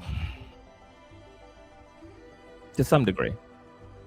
Because as I'm saying that, I'm like, well, how do you explain hell once a person dies if the soul is not internalizing it? And the interesting thing about hellish near-death experiences is that, as we can see from even some of these experiences of people who have experienced the other side, is that it seems as though the ego survives, at least for a time. It may not survive eternally, and the ego may not be immortal, but there does seem to be like a period in which the ego can sustain itself even beyond the body, which is why people are confused and people get afraid and people are arguing with spirits and shit and are grumpy and mad as hell. You know, it seems that the ego, for some people, the ego dissolves immediately and there's nothing left but pure self-awareness. Like they know that they know that they know that they know their eternity. They know that this is it. They have full awareness of eternity. They have full awareness of their divinity. And they're completely one with life beyond, while other people are having more of a transitory experience. And maybe for those people who still, for whatever reason, have are very lodged into their ego, they have a more they're able to have those like hellish experience, and maybe that's what's quote unquote in hell temporarily, is the ego, not per se the actual soul. Because so far everybody who went to hell in the NDE has been able to come back to tell about it and was liberated from it by just reaching for their highest good, which is represented in God, represented in the symbolism of Christ, the personification of Christ, symbolized in whatever religious figure maybe of their preference. But yeah, all these people have been able to liberate themselves from it if they were just willing to reach for it. But yeah, some people seem to have been given a choice, and some people, you know, it's their time and they have to go. So very nuanced and individualized experience due to whatever is going on with the soul at its point in incarnation and death, etc. Let me see here. I wonder why the soul isn't judgmental, but as soon as we get here, we start judging. I think that that's a part of what the soul finds fascinating, Kaliska. Like, wouldn't that be the whole point? Like, think about it. Why else do we want to know how to fly? It's because we can't. Like, we naturally don't fly. So, of course, we want to create a parachute. We want to skydive. We want to create planes, jets, and rockets. I think that because the soul doesn't have an ego in that way, that's exactly why it would, why like the soul chooses the experience of the ego. Because I think the soul leans probably more toward the collective oneness of it all, more so than it does individuality. But because I'm using the term soul, which is very different from spirit, which really represents kind of the universal oneness, the universal consciousness, I think the soul has a small capacity for individuality, but leans heavily toward oneness. To be a person or a human being is kind of the fuller experience of individuality. And, you know, from there, we get here and do all this. And I think that all this is the fun part from the soul's experience. You know, what is it like to be a boy, a real boy? I'm no longer Pinocchio. I'm a real boy. I'm a real girl. I think that, you know, I think that all of this is fascinating to the soul. You know, the hustle and bustle of life. You know, what it's like to be angry. What is it like to be outraged? What it's like to be offensive. The soul is like very naive and curious in that way. You know, because largely on that side of the veil, these things don't exist. There is complete and utter organized functional oneness. It's kind of like having a healthy body, right? Like yes, the heart, the liver, the lungs, the brain are all individual organs, but when they function well, they more so are having an experience of like oneness, because everything is working completely in sync and beautifully and all at once, creating the fuller experience of what it just means to have, you know, to be a fully healthy, vital human being.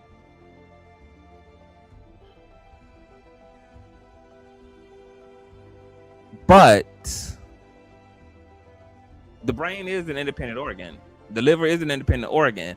So it has its own independent function and its own independent identity and reality, but it also exists within a whole, and it's a part of a collective, and is all kind of entangled together and works off of itself and works off of other organs, etc. And it can drive well when all parts are working well together. But when souls become people, it's kind of like the brain focusing on what it means to be a brain rather than what it means to be a part of a team and a whole. And I think the soul has this experience for the sake of experiencing individuality, to rendezvous with what suffering means. And I think that the soul is probably really curious about the idea of amnesia. Like, I'm sure that there's like a cosmic joke on the other side that like, oh, I'm not going to forget. I'm not going to forget. I'm not going to forget. How the fuck can I forget who I am? I'm not going to forget, you know? Send me down there. Send me down there. I'm not going to forget. What do you mean? How could I fucking forget? I can't even relate to, like, how do you not know? Because the soul is in the knowingness of it all. So it can't even imagine what it is to not know. And then, of course, all souls fail. Once they get here, girl, wake up without a single lick of direction, girl. What is this? Who am I? Where is this all going? I think the shit is all silly from the soul's perspective. I remember when I had my edible experience in both occasions. There was a period in both my sessions where there was just this relentless laughter. And that laughter is a part of the running cosmic joke that it's really not that serious, because it's not. You know, the soul is here to have a good fucking time, while our egos are here making a complete fucking mess out of it. And it's fine. You know, mess is going to be made. The soul has come to experience mess and come to rendezvous up against all of that with the hopes of remembering again. And for some people, they do successfully wake up in this life. They rendezvous enough through life experience. They critically think and intellectualize and open their minds enough to remember who they are, to remember their spiritual reality, to remember the point of having come here, etc. And then they live the rest of their lives from that point of information and that point of wakefulness. And then other people just stay confused. And the soul may return back to its full self and be like, girl, that was fun. I need to do that again. I need round 2. And I need round 3. It's literally like the same shit that goes into like, why do we keep playing any video game when we lose? We become obsessed with winning because we are so aware of our capacity to do this successfully. And every time we lose, we just want to come back and go fucking harder. You know, or we want to challenge ourselves and crank the difficulty level up on the game. So we come back in an even more complicated lived experience. And then to know that you are really, in all actuality, indestructible and that this is a simulated experience, no matter how real it feels, no matter how bad it feels at times, no matter how gut-wrenching it feels at times, no matter the extremity of the suffering that can occur, but to know that nonetheless is all a simulated experience. Just like watching a movie, you are not concerned about the actor's well-being because you know that what you're watching is literally that a stage play. You know that nothing that you're seeing is really endangering anyone. Even if people are being blown up, even if people are being pow down to the ground, you know that it is not real. And you're literally there in the cinema just for the sake of having a cinematic ass experience. And the soul seemingly knows that. And this might explain why, quote unquote, God does not respond to suffering the way that we as humans would think that God would. Like so many people are like, where's God? Where's God? Slavery and the Holocaust and all this violence and satanic PDF files running the system. Where's God? Well, you have to think about those questions from the perspective of a non-biological self. Of course, to us who have brought into the belief that we are the body and that this life is, you know, the gunk of existence. Of course, it's all personal to us. And of course, we're running around with our heads chopped off. And of course, we're crying and manic and we are emoting and emotional and everything is personal to us. And of course, but if you're then going to be in the business of asking, what about God? Then you almost have to completely remove like your human brain, because now you're not talking about a human being. You're not talking about flesh and blood. You're not talking about limited awareness. You're not talking about individuality even at that point. You're now going into a broader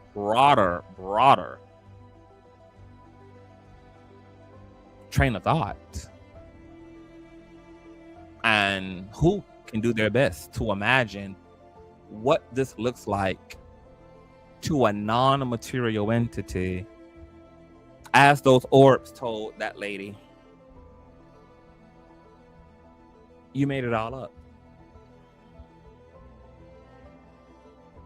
So what that means is that life here to us, really, because it's more subjective and it's passive, no, of course there's no need to rush to intervene, because it's not literally that serious, even though it is to us.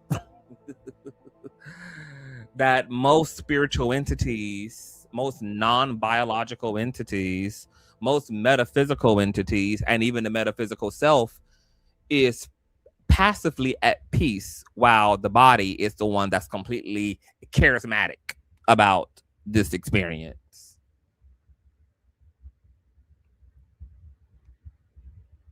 And I think that a lot of people can't accept that. I think a lot of people, especially really religiously, or people who are strongly indoctrinated to adhere to deities and who really personalize their relationship to deities, whether it's African deities, European deities, Greek deities, I think they struggle maybe more with the passive posture of the larger consciousness at work that is responsible for all of this going on in the seen and unseen multiverse. But it doesn't bother me, because it seems to me that what seems to be abundantly, practically, and objectively true is that the reason why angels and ancestors and God and the Holy Spirit, or whatever the hell people want to call all of it, is not interceding at every direction, and it's not intervening in human suffering in the ways in which we think it should, is because that's kind of par for the course. And only under exceptions do we see the matrix glitch, and there needs to be some type of an exceptional resetting. But generally, you're here to do your thing, and you're here to experience the drama of life, the good, the bad, and the ugly. And the good news is you're not immortal as a human being, so your experience almost will amount to nothing as it relates to time, since there also really is no such thing as motherfucking time. And even though the ego you doesn't know that, the true you does. The true you knows that this is purely experiential, and that you have on a God helmet, and that you're playing a game and playing a character, and you're making choices that lead to other realities that create things, and you're allowed to experience the creation of your choices, whether those choices provide positive stimuli or negative stimuli, whether those choices lead to death or lead to life. And you come and go, and other players come and go, almost like Fortnite. And every soul is here, bouncing around, choosing an identity, deciding what it wants to do with its childhood, and what it wants to do with its nationality, and what it wants to do with its ethnicity, and what it wants to do with its gender, and what it wants to do, with its time, with its space. And that we're all here for the co-creative experience. But imagine if you knew that. Like, it's kind of like the same reason why you're playing a video game. And yes, you are invested in Katana, like beating the game. But as you're watching her get stabbed up and beat to death and lose round one, you're not on the other side having a goddamn cardiac arrest and needing to destroy the game just because Katana is being killed, because you know that Katana is a figment of your personal imagination, and that she is just an avatar, and she only has the life that you are giving her. And you know the distinction between you and Katana, between you and Sub-Zero, between you and Johnny Cage, between you and Mario, between you and Luigi. You are invested, but not invested enough to have a real issue with the game you're playing, whether you're losing or winning at any given time, because you can play the game at any given time. You can come back any given time. You can start over any given time. You can come in and out at any given time. And that the real you is immortal and timeless, and in all actuality unaffected by the goings-ons of whatever is happening in the simulation.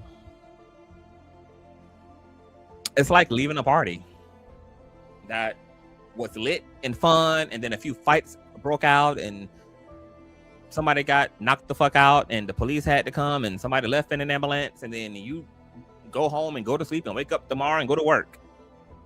That party was just a simulated experience, and you experienced the good, bad, and the motherfucking ugly, and you took your ass home and life goes on. That's how the soul experiences every incarnation. Like, oh, that was a great time. And either it wants to do that again, has to do that again, and needs to do that again, or it does not.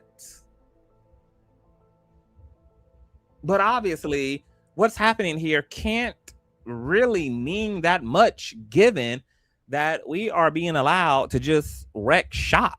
We are being allowed to blow the planet apart, to create nuclear arsenal. We're allowed to commit genocide. We're allowed to destroy Mother Nature. You know, there are a whole species of animals that are going extinct right now. I mean, man is being able to do it all.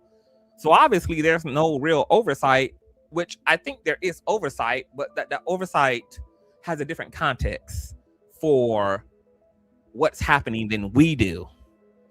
And we're limited in our understanding of the broader reality of what it really means to be here and why we're here, because we are so in our ego. We have not gone back to the higher mind. And so our understanding is shaped by our ignorance and our inability to suppress the ego and to transcend the ego in order to be reminded of the authentic self and have access to all of the intuitive data that is within the spiritual self. Why else would a loving God allow a baby to be abandoned and to ultimately die of starvation, or be born into a family where the mother will eventually throw the baby over a goddamn bridge 6 months in? Or why, all of the horrendous realities that are happening? I don't think it's because God is not loving. I think that we have brought into religious ideas that are not true to the construct and the purpose of life. And so we keep expecting what we understand, especially if what we understand is not necessarily true to the reality. And we keep expecting that rather than revisit reality. Because what I eventually do is, if my beliefs don't seem to keep fitting reality, then I start to reconsider the way that I see things. And I go back to the drawing board to reconstruct what's happening, to see if there are other perspectives that make more sense, that make what's happening make sense in context to what I believe. I think a lot of people are still sticking to what they want this to be, and then when it doesn't fit what they've been taught or what they want it to be, then they blame God. They blame the blames. And it's like, yeah, I think God is here. And God is obviously aware, but I also understand that God is us. And I choose to understand that we're here for, once again, the creative experience, and that we're here bobbing around, making choices and experiencing the reality of those choices, good, bad, or indifferent. And that the soul is passive about this experience, because it's come just for that. So this, in the words of Aleister Crowley, on one hand you can do as thou will, but if you mature in your human experience and you can wake up from your amnesia, then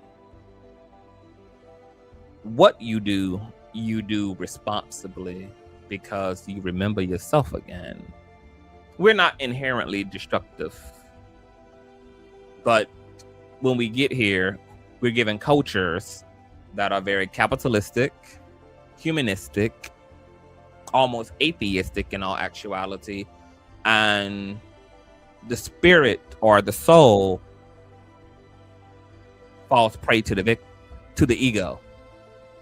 And then we live our lives egoically. And from living our lives egoically, we do destructive things and we become a divisive people, and we do really bad things with our superpowers, and we do really bad things with our creativity, and we do really bad things with our autonomy.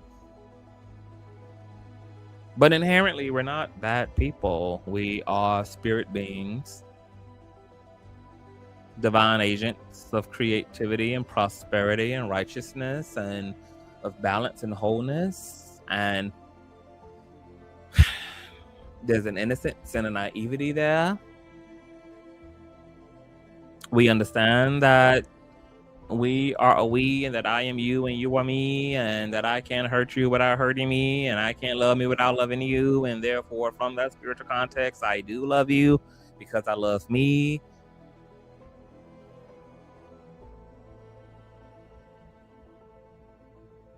But when I think about like how humans emulate this curiosity through the invention of virtual reality, I'm like, we're doing the same thing. If we want to understand why we're here, all we have to do is just understand why we create anything.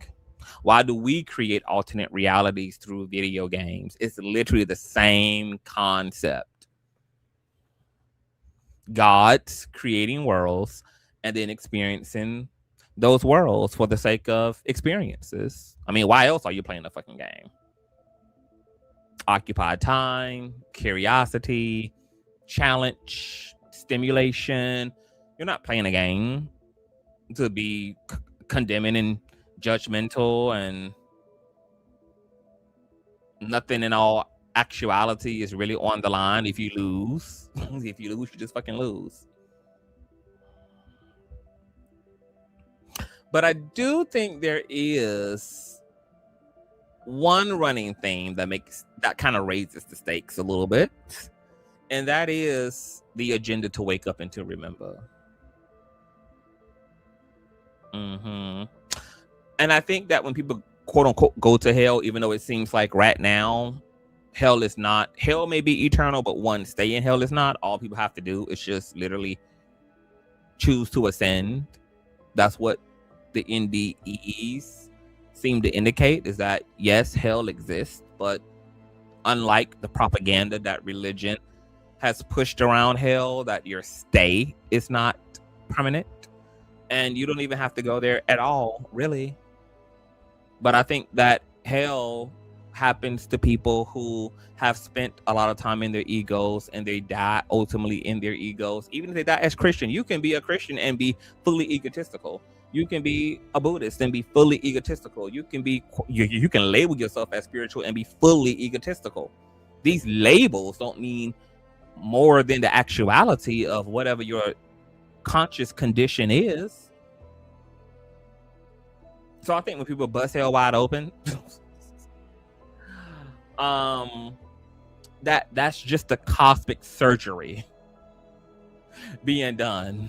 You know, there's been some infection that has bled over now into what is the soul's experience, and that surgical procedure sometimes is hell, to singe off or to realign the infectious, charred, damaged part back into the whole. And that's what liberating one's self from hell accomplishes, is back into the whole, purged, sanitized, and back up you go. Back up you go. And more than likely, the souls that probably also go to hell are souls that have signed a long life contract here. So they probably like the intermediary consequences are necessary in order to like jumpstart the soul and to remind the soul, which is why even in this paper that we're reading here, it says how no matter whether the experiencer has a heavenly or a hellish experience, that both experiences ultimately become the same for the experiencer, which is redeeming and life-changing. That the hellish experiences oftentimes accomplishes the same thing as the hellish one. I mean, as the heavenly ones do.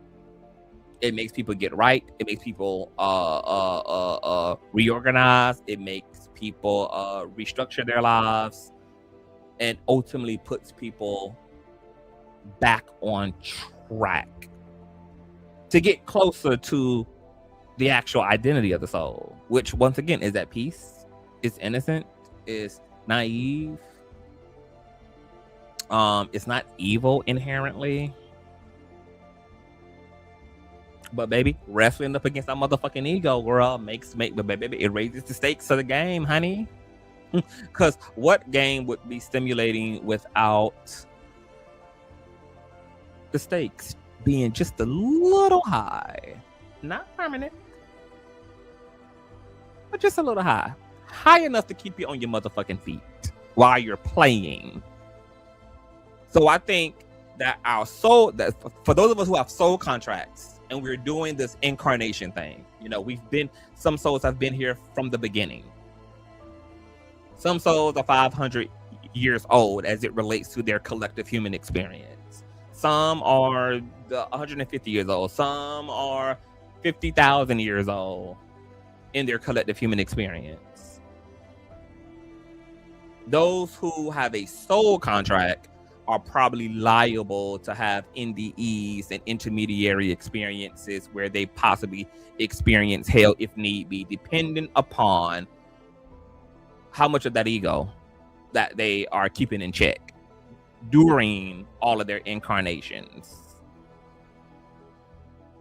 I think that some souls are coming here getting lost in the goddamn sauce, baby, and that they end up needing a first responder for the damn first responder. And hell ends up being that first responder, baby, to jolt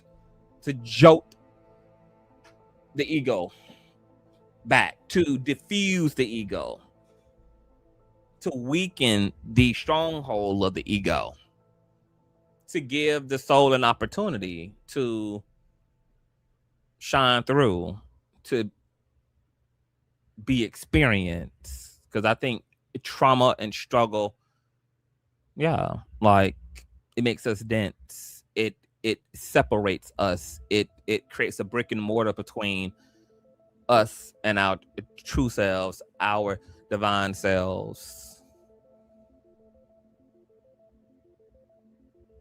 It's almost like watching an episode of Scared Beyond Straight. Fear, you know, look, we live in this fluffy ass society where we talk a lot of shit about fear and fear. Fear has its place. Fear has redeeming qualities. Fear arouses courage. Fear arouses tenacity. Fear can arouse audacity. Like, there's redeeming qualities to losing. It could cause us to fight even harder for what we want. While some people get consumed as a result of losing. They get consumed as a result of their pain, while pain transmutes other people. It becomes, you know, the gasoline to their higher self. So hellish experiences and all of its craziness and bizarreness and pain, etc. Once again, we're hearing people who reach for their higher self. They reach for God. They reach for God. They demanded their salvation, and the drama of hell was enough pressure to compel the ego to submit to the soul, which is just an individual emanation of God.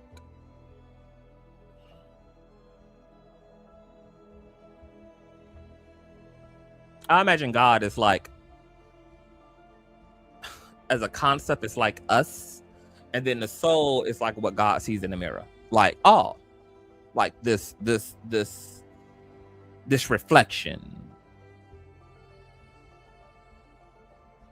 soul gives God an opportunity to examine itself.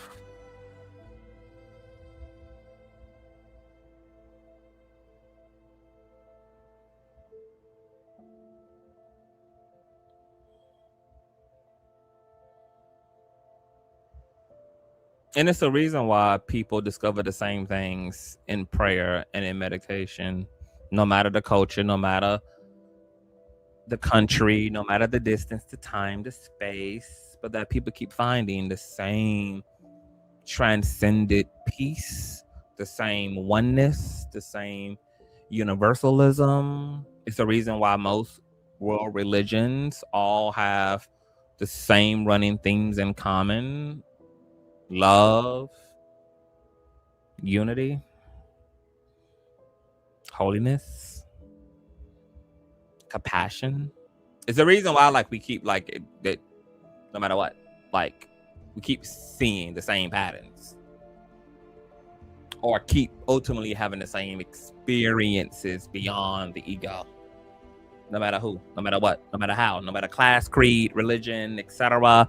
It's the reason, and it's because there's something more intact and structured and grounded and more unified, more complete, more whole, that is beyond the veil of what seems to be a bunch of individuality scattered about,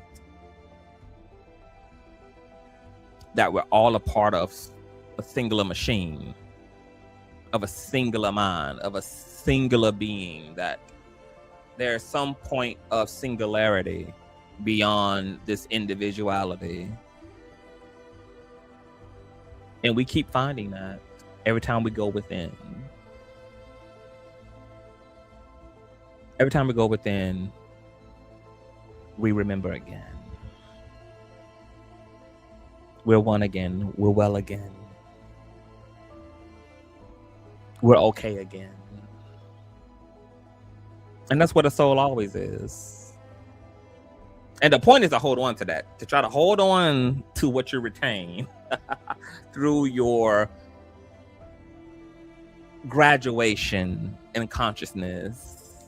Try to hold on to what you discover and project that into your lived experience, to carry that compassion, carry that love, carry that sense of oneness with you through your life.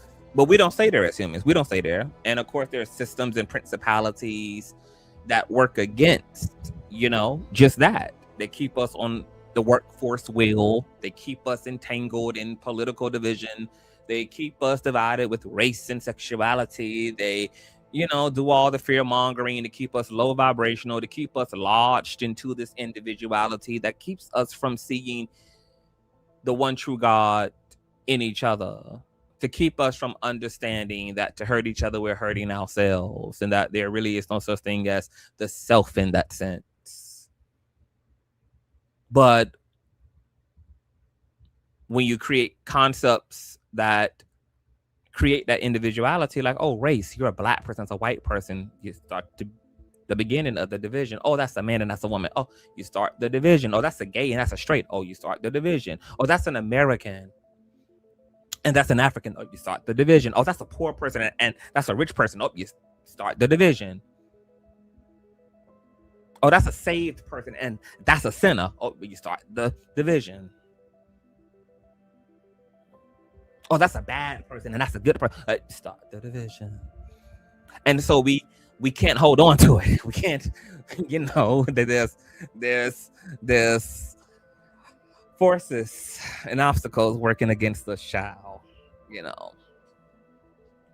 keeping us away from ourselves, that ultimately result in keeping us away from each other.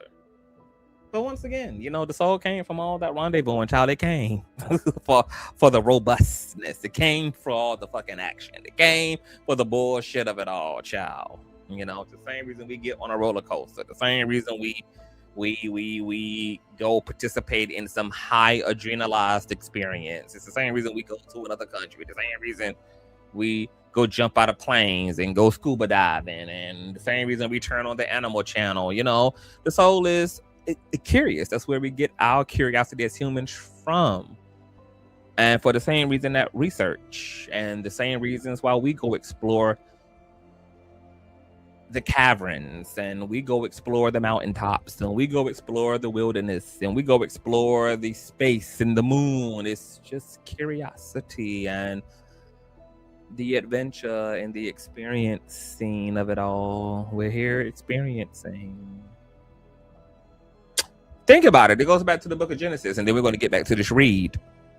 Isn't it interesting that in the book of Genesis that God gave Adam and Eve 2 commandments: to replenish the earth, aka repopulate, and then to eat of every other tree aside from the one that will give you the capacity to judge doing just that. So from the very beginning, the commandment was to fuck and grow your tribe and to enjoy every other frequency except the one that's going to give you the capacity to condemn yourself for being curious and for exploring. They had access to everything in the garden. They had access to all of the frequencies. They could indulge in any frequency they want except the one that was going to tell them that what they were doing was bad. And then when they were quote unquote disobedient, they experienced shame and vulnerability and when the whole running theme from the beginning was adventure and to come into be and to not spend more time being judgmental, but more so spending more time just experiencing and collecting information about your experience and deciding if that was an experience that you preferred or not based upon experiencing that experience. It was never about condemnation. It was never about judgmentalness. It was never about captivity and not being free. God told Adam and Eve to go be free and to not do the thing that was going to put them and put their consciousness in chains and limitation.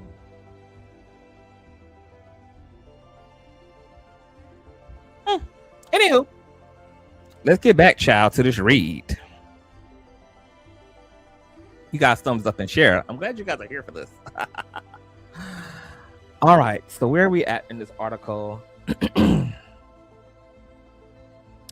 Let me see here, sitting in a chair. Okay. His symbols. More years before I learned the circles. The second example was reported by a registered nurse. Okay, here it is. Okay. The second example was reported by a registered nurse who had been raised Presbyterian and never heard of near-death experiences. She reported 2 identical experiences that have occurred during childbirth under anesthesia at the age of 24 and 26. With her first delivery, her obstetrician induced labor by a series of 3 penticillin injections. In her second delivery, she suffered an inverted uterus and began to hemorrhage. I was given ether in the delivery room. The last thing I saw before going under was the monotony of the ceiling tiles in the delivery room and 2 nuns, of course, dressed exactly alike. I passed through different stages of torment. Voices were laughing at me, telling me all of life was a dream, that there was no heaven, hell, or earth, really, and that all I had experienced in life was actually an hallucination.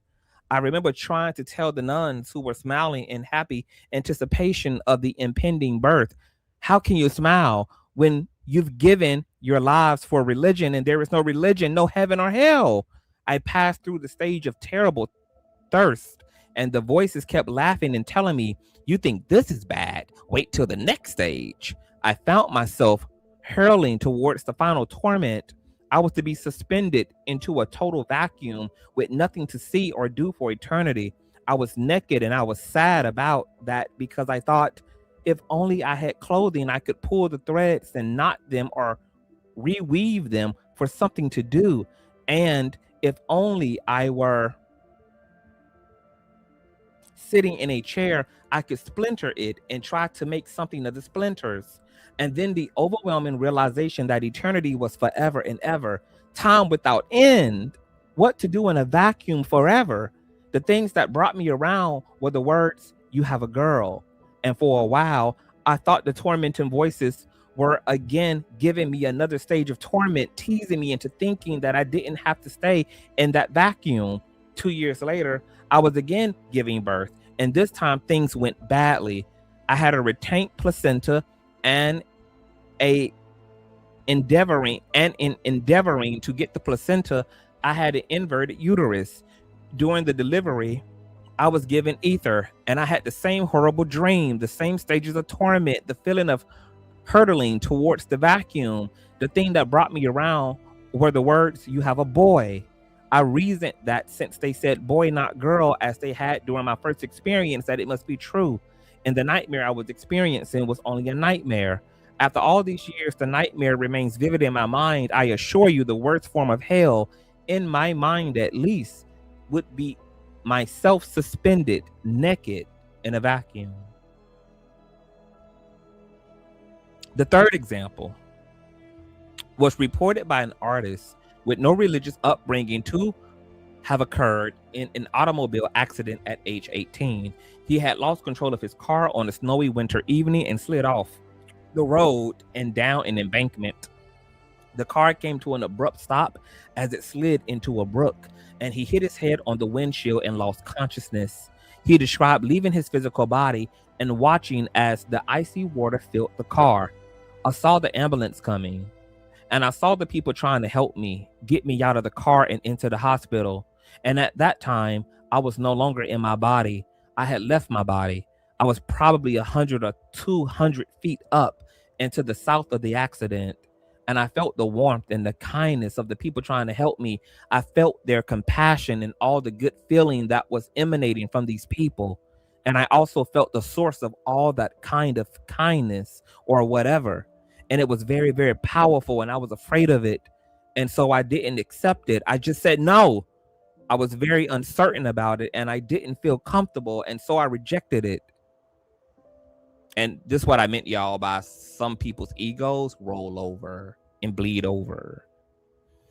And it was at that moment that I left the planet. I could feel myself and see myself going away, way up into the air, then beyond the solar system, beyond the galaxy, and out beyond anything physical. And at first I thought, I'd just go with it, see where it went. And I stayed as calm as I could, just kind of went with the whole thing. And that part of it was all right for a while. But then as the hours went on, absolutely no sensation. There was no pain, but there was no hot, no cold, no light, no taste, no smell, no sensation whatsoever, none. Other than the fact that I felt a slight sensation of traveling at an extremely fast speed. And I knew that I was leaving the earth and everything else, all of the physical world. And at that point, it became unbearable. It became horrific. And as time goes on, when you have no feeling, no sensation, no sight of light, I started to panic and struggle and pray and everything I could think of to struggle to get back. And I communicated with a sister of mine who passed away. And at that moment, I went into my body. And my body at that point had been moved to the hospital. Wow. Though our sample is still small, the majority of our cases of eternal nothingness experiences were reported to have occurred during childbirth under anesthesia. As already noted, this kind of distressing experience includes a few features prototypically reported in peaceful NDEs. Instead, the common themes include eternal emptiness, an experience of being mocked, and a sense of all of life being an illusion.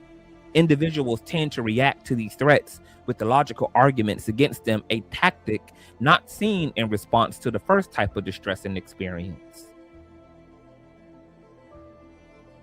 This kind of experience also tends to leave the individual with a pervasive sense of emptiness and a fatalistic despair after the event, a further contrast to the first kind of distressing NDE. An office manager raised as a Protestant who reported that she had never heard of NDEs at that time in her life, described this experience during childhood. At 24, she had been in labor with her second child for 3 days and was extremely exhausted and in severe pain. Her account of her experience includes continuing sense of despair after her return to normal consciousness. Hold on for 1 second, you guys. Okay, I'm back. Had to quench my thirst. Okay, here is her experience. I remember being in extreme pain, and I remember thinking that this is as far as pain can go, and I think I lost consciousness. Then found myself floating in a narrow river toward a beautiful arched bridge. The bridge was made of large stones. I could see the shadow of the bridge getting closer and closer, and I was looking forward to getting in the shadow because I knew that I would then be dead, and I wanted to die. I was floating with my body all down in the river, except my head was floating above it and bobbing up and down. I was very peaceful, but I wanted to get in the shadow. After I reached the shadow, I was in the heavens, but it was no longer a peaceful feeling. It had become pure hell. I had become a light out in the heavens, and I was screaming, but no sound was going forth. It was worse than my nightmare. I was spinning around and around and screaming. I realized that this was eternity for all mankind. I had become all mankind, and this was what forever was going to be. You cannot put into words the emotions that I felt. I felt the quietness, except for the screaming within my own body, which was no longer a body, but a small ball of light. I felt the aloneness, except the awareness that I was all mankind. I felt the emptiness of space, the vastness of the universe, except for me, a mere ball of light screaming. On returning home, I found myself not wanting to talk to anyone. I felt that no one existed except me. I continued my duties as a wife and mother, but I would wonder why. I would watch TV and think that I created all that was shown on it. Then I would wonder why I didn't know the outcome of a movie, and then I would rationalize that I was creating as I watched, so naturally I had not created an ending until the end. It was very realistic to me and an experience I would never forget for the rest of my life. I wrote this poem a few weeks later. I have been to hell. It is not as you say. There is no fire nor brimstone. People screaming for another day. There is only darkness everywhere. Wow. A smaller number of individuals report a distressing NDE that includes more graphic hellish symbolism, such as threatening demons or falling into a dark pit. As with the second type of distressing experience, this kind of generally contains fewer features of the prototypical peaceful NDE and appears not to convert to a peaceful one with time. Following are verbatim accounts of this type of experience. The first example was reported by a woodworker with no background or interest in religion prior to this experience, though he was married to a religious fanatic. At age 48, shortly before a vacation for which he had been saving for years, he was arrested for driving while intoxicated and heavily fined. Losing both his license and vacation savings, he then tried to hang himself from a utility shed. From the roof of the utility shed in my backyard, I jumped to the ground. Luckily for me, I had forgot the broken lawn chair that lay near the shed. My feet hit the chair and broke my fall, or my neck would have been broken. I hung in the rope and strangled. I was outside of my physical body. I saw my body hanging in the rope. It looked awful. I was terrified, could see and hear, but it was different, hard to explain. Demons were all around me. I could hear them, but could not see them. They chattered like black birds. It was as if they knew they had me and had all eternity to drag me down into hell to torment me. It would have been the worst kind of hell, trapped hopeless between two worlds, wandering, lost and confused for all eternity. I had to get back into my body. Oh my God, I need help. I ran to the house, went in through the door without opening it, cried out to my wife, but she could not hear me, so I went right into her body. I could see and hear her eyes and ears, and then I made contact, heard her say, "Oh my God." She grabbed a knife from the kitchen chair and ran out to where I was hanging and got up on an old chair and cut me down. She could find no pulse. She was a nurse. When the emergency squad got to me, my heart had stopped. My breath was gone. The second example, wow. He ran into his body, his wife's body, as a spirit. The second example was reported by a Jewish woman to have occurred following an automobile incident while traveling with her husband and 2 young sons at age 27. An accompanying vehicle slid over 3 lanes to hit us head on. The roof of our car collapsed and my head was stuck between windshield dash and roof. Supposedly, I was unconscious to all onlookers, yet something weird was happening to me. I was in a circle of light. I looked down upon the accident scene. I looked into the car and saw myself trapped and unconscious. I saw several cars stop and a lady taking my children to her car to sit and rest until the ambulance would arrive. A hand touched mine, and I turned to see where this peace and serenity and blissful feeling was coming from. And there was Jesus Christ. I mean, the way he is made out to be in all the paintings, and I never wanted to leave this man in this place. I was led around a well because I wanted to stay with him and hold his hand. He led me from a side of bliss to a side of misery. I did not want to look, but he made me look, and I was disgusted and horrified and scared, and it was so ugly. The people were blackened and sweaty, moaning in pain and chained to their spots, and I had to walk through the area back to the well. One was even chained to the evil side of the well. The man was so skeletal and in such pain, the one chained by the side of the well. I wanted them to help him, but no one would. And I knew that I would be the one, and I knew that I would be one of these creatures if I stayed. I hated it there. I couldn't wait to get to the well and to go around it. He led me to it, but he made me go through it alone as he watched. Someone else followed me through and then stepped in front of me to help me walk over the debris on the ground, snakes or something. I never looked at this thing, but I know it was dark. I knew that if I elected to stay because of the greatest, most serene feeling, that I would only have misery because he didn't want me to stay. I leaned over the well, and this young Jesus lookalike put his hand on my back as I looked in. Then there was 3 children calling, "Mommy, mommy, mommy, we need you. Please come back to us." There were 2 boys and a girl. The 2 boys were much older than my 2 little ones, and I didn't have a little girl. The little girl looked at me and begged me to go back to life. And then all at once, I was in the circle again, his hand still on my shoulder, and I saw the accident scene again, and I cried that I didn't never want to leave him, and I knew I had to leave and get back. I moaned awake in the car again, and I screamed for my children. I knew where they were, but I demanded that my husband tell me about the lady taking them to her car because I wanted to make sure that what I saw was real. Well, several years later, I had a baby. I knew it would be the little girl in the well.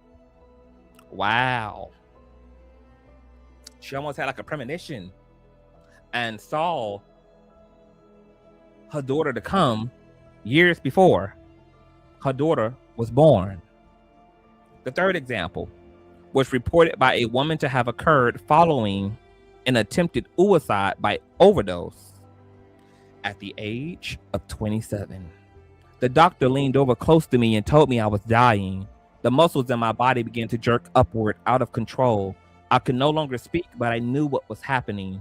Although my body slowed down, things around me and things happening to me went rather fast. I then felt my body slipping down, not straight down, but on an angle, as if on a slide. It was cold, dark, and watery. When I reached the bottom, it resembled the entrance to a cave with what looked like webs hanging. The inside of the cave was gray and brown in color.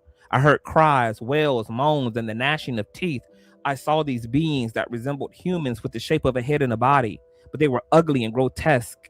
I remember colors like red, green, and purple, but can't positively remember if these were the colors of the beings.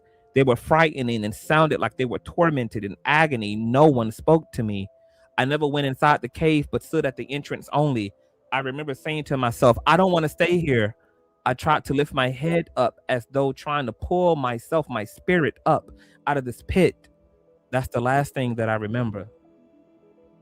Wow. Existing research findings and near-death studies tend to pose more questions than they answer. However, a brief perspective on some previous findings may help in interpreting the meaning of distressing experiences. Because it is not yet possible to predict which individuals will have a near-death experience, we cannot yet assess either psychological or physiological status before and after the experience. The observations of researchers and the batteries of psychological instruments administered to the near-death experiencers and control subjects over the past decade indicate that ND experiencers are psychologically unremarkable. In other words, there is no reason to question the mental health or psychological state of any group of individuals simply on the basis of their having reported NDEs, be it pleasant or distressing. Experiences occurring in the course of attempted suicide raise further questions about the mental state of the individual and its contribution to his or her experience. However, suicide attempters have reported radiant as well as distressing experiences, leading us to question the reliability of prior mental status as the determinant of experience type. Similarly, neither the general religious belief system of the individual nor specific prior knowledge of similar experiences appears to have any demonstrable bearing on the content of an NDE.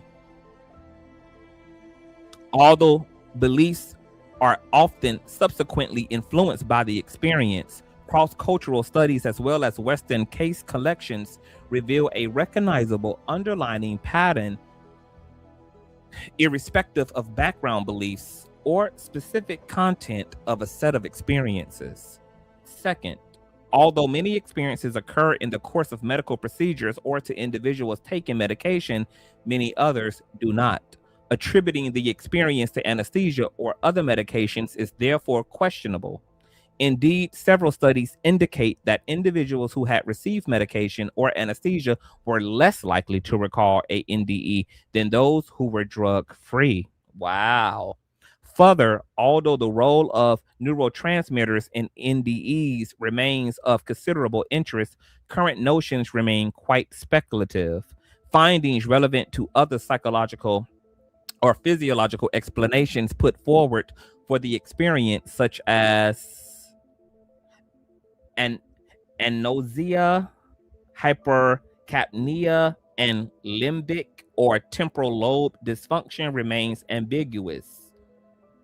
Let me scroll up. Researcher Schoonmaker and Sabom, who reported actual levels of blood gases in their samples of experiencers, found no effect of anosmia, although the researcher Glentzman and Kelleher have questioned the relevance of blood gas measurements in estimating cerebral anosmia or hypercapnia.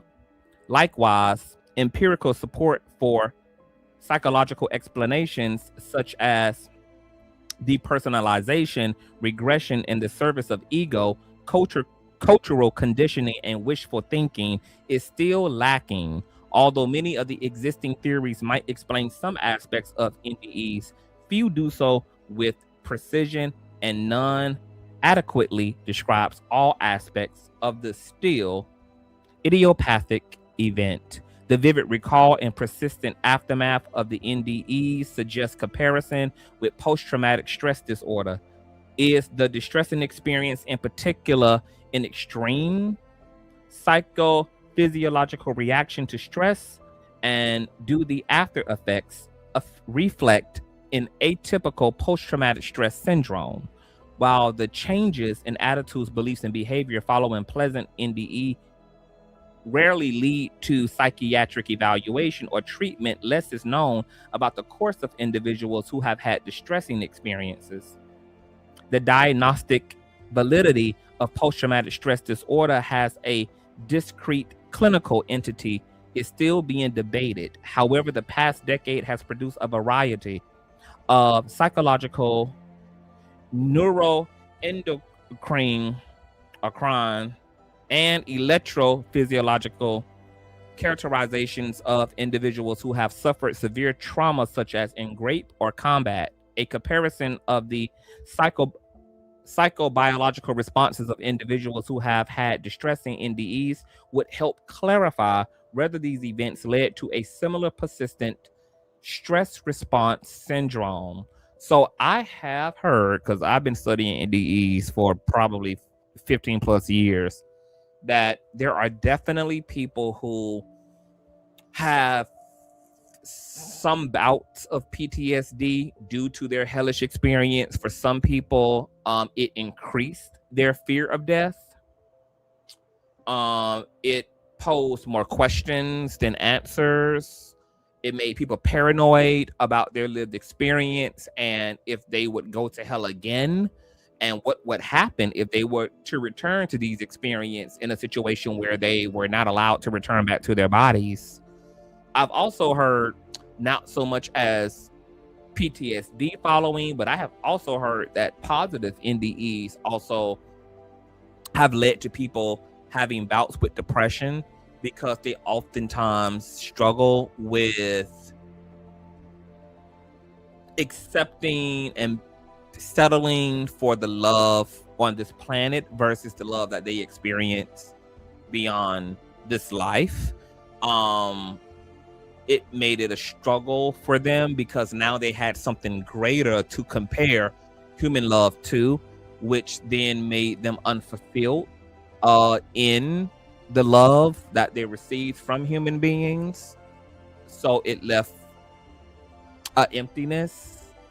Some people have said that they experience homesickness, that returning back to this life and coming back to all of this mixed up raggedy ass stimuli, you know, has been hard to accept and to deal with and to integrate themselves back into, now that they know what total peace and total wellness, and they know what total love and unconditional love feels like. They know what it's like to not be in pain. They know what it's like to not be depressed. They know what it's like, what full vitality and real vitality of the mind, the heart, the being, you know, all is. So it's interesting at the effects that experiences can have. And as I said earlier, hellish NDEs also can jumpstart people's lives, get them back on the right track, help them to overcome addiction, get them, you know, people repent, get saved.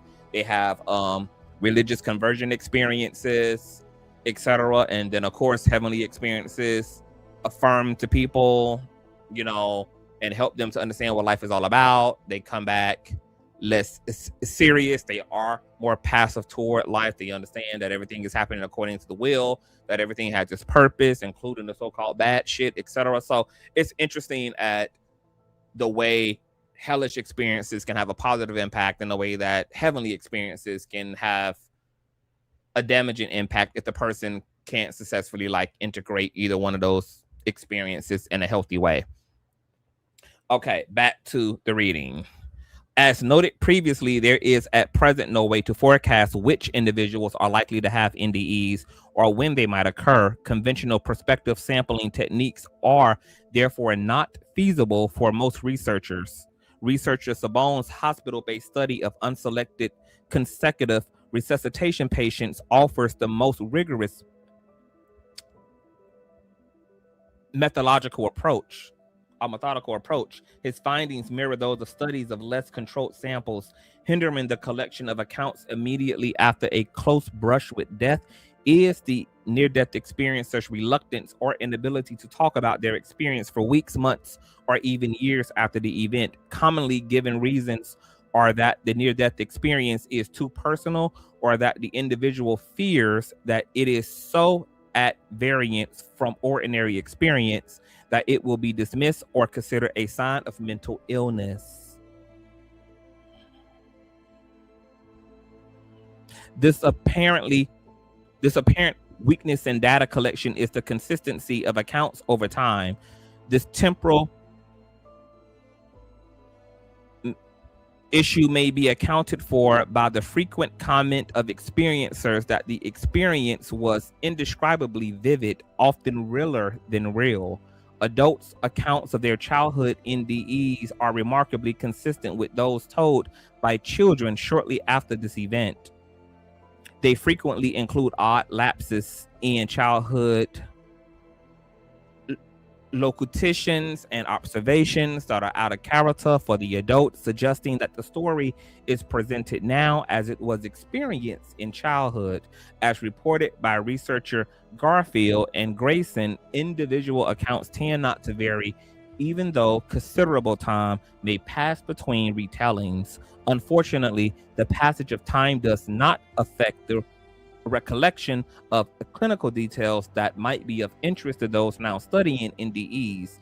Memories of precipitating conditions and treatments are often vague, sometimes in startling contrast to the clarity of recall of the experience itself, and medical records may be sketchy when dealing with the often transitory and perhaps unnoticed events associated with these experiences. Researcher Stevenson, Cook, and I'm scrolling up, McLean Rice, reviewing medical records of persons reporting NDEs, found documentation of close proximity to death in only 45% of those records. For the many NDEs that occur away from a medical environment, of course, no records exist. Given the retrospective and phenomenological nature of ND studies, any conclusions as to the circumstances that produce NDEs and the psychophysiological responses they may illuminate are at present largely conjectural. By contrast, the after effects of near-death experiences offers both more manageable research prospects and potentially greater significance. So even with all this research, which we're still early into research, like NDEs have been studied only for the past 40 years. So we're still very early in research. Obviously, where we'll be 20 years from now, 40 years from now, 50 years from now, will be light years ahead. We'll know more. But right now, it's interesting how we don't really know why some people have these experiences and why other people don't. We don't know why who goes to hell or who has a hellish like experience has them, and why who has a heavenly experience has them. Christians who thought they were going to heaven had hellish experiences, and people who didn't believe in God had radiant Jesus Christ like experiences. People who unalived themselves sometimes went to hell. Some people who unalived themselves went to heaven. So there's no like metric or universalism in terms of who goes where and really for what reasons. People of all backgrounds, of all faiths, of all economic and political alliances have gone in both directions. You know, unlike what religious people will have you believe that, oh, the whole truth is over here and those who are not over here are all going to hell. That's not actually true by any stretch of the imagination according to the actual data. Not true at all. Religious people go to hell. So-called saved ass Holy Ghost, hell. Okay? So-called sinners, heaven. It's all the shit is bunched up and jumbled all around. Conclusion. Accounts of distress in NDEs, long withheld by experiencers and overlooked by investigators, are now being acknowledged openly by both groups. The typology described here, comprising three discrete categories of distressing experiences, may suggest further directions for research. The first type, phenomenologically, okay, I'm gonna say that word real slow, similar to peaceful NDEs, but interpreted as terrifying and sometimes resolving into a peaceful experience, may indeed be a variant of the prototypical type, differing only in the individual's perception or response. The second type, of eternal nothingness, sometimes accompanied by a sense of cosmic trickery, has less in common with peaceful experiences phenomenologically, and may be associated with different organic precipitating factors.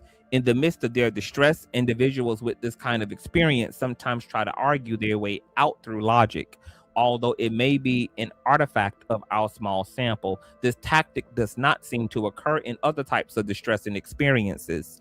Individuals in this group are often left not only with feelings of terror as other distressing experiences, but also with a persisting sense of emptiness and despair.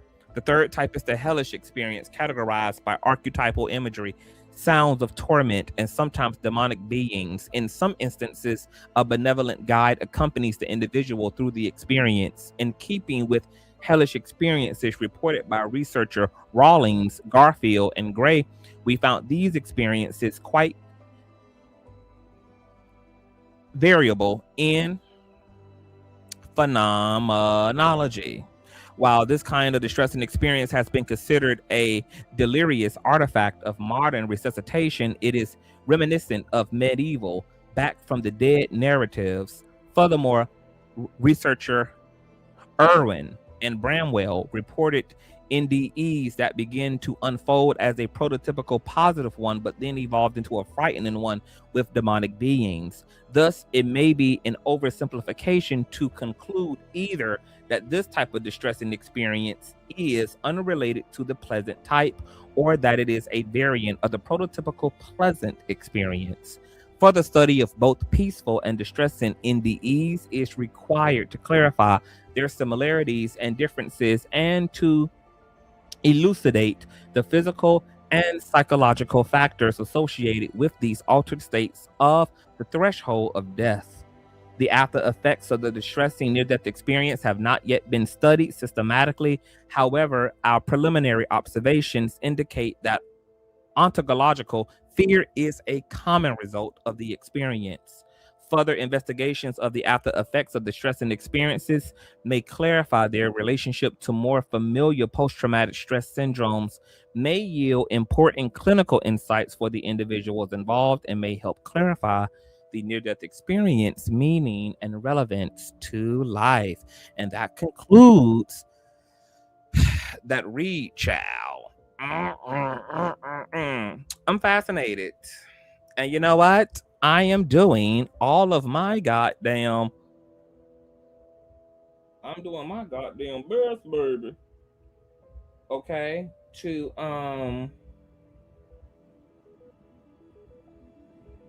not end up, bitch, in a lower astral realm. I'm gonna tell you though, it is kind of freaky to know that there's no empirical absolutes about what gets you where, which means that many of us could feel like we're living our lives just fine and well, and actually be on a fast track to a hellish afterlife experience. Because even in all that I'm saying tonight about my thoughts about the multiverse and my thoughts about God and why we're here, it is just thoughts. I'm humbled enough to know that I don't know empirically what the fuck all this is. I have a very open mind, which is why I study these things, and I am interested and I'm open to learning. I don't have a fixed attitude about, you know, the question of what is life and what is going on. I do consider myself to be a Christian mystic because Christ, humanity, I find to be very inspirational. The concepts of being an empath and sacrificial and giving your life for those you love, the virtue in Christ resonates with me deeply and heavily.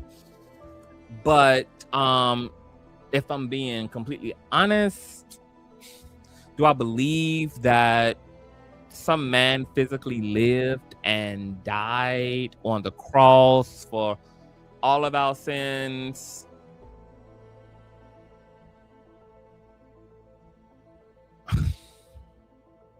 The best way I can answer that question is whether that happened or not, whether the Jesus of the Bible is more so fan fiction than it is historical would not keep me from honoring Christ as my concept for the highest form of spiritual maturity, right? Like Christ could even be a mythology itself. It could literally like if anthropology and historians all concluded, girl, that I mean, and in a way they kind of have concluded, girl, that the biblical Jesus did not exist. That the historical Jesus, the historical Yahshua is very different from the fan fiction version of Jesus in the biblications. But I'm not so much as connected to the Jesus story in that way. I just like the concept of Jesus. I like the love that it radiates. When I separate Christ from like the rest of like Christendom and all of the shit that they put around Christ and all of the legalism and all the dogma they nest around the concept of Christ, like I edit all that shit out and just deal with the literal Christness of it all. I like that Christ. I love that Christ. I feel that Christ feels personal.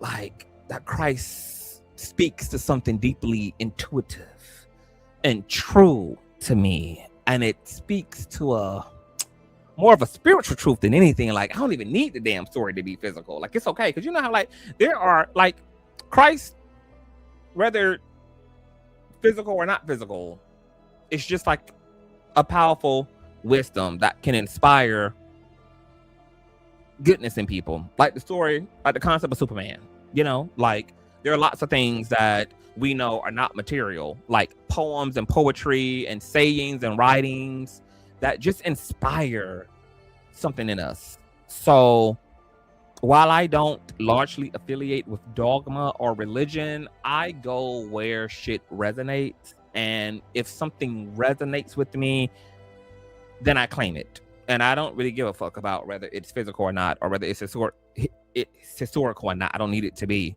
Long as it's doing something useful and meaningful in my personhood and humanity, then I follow suit.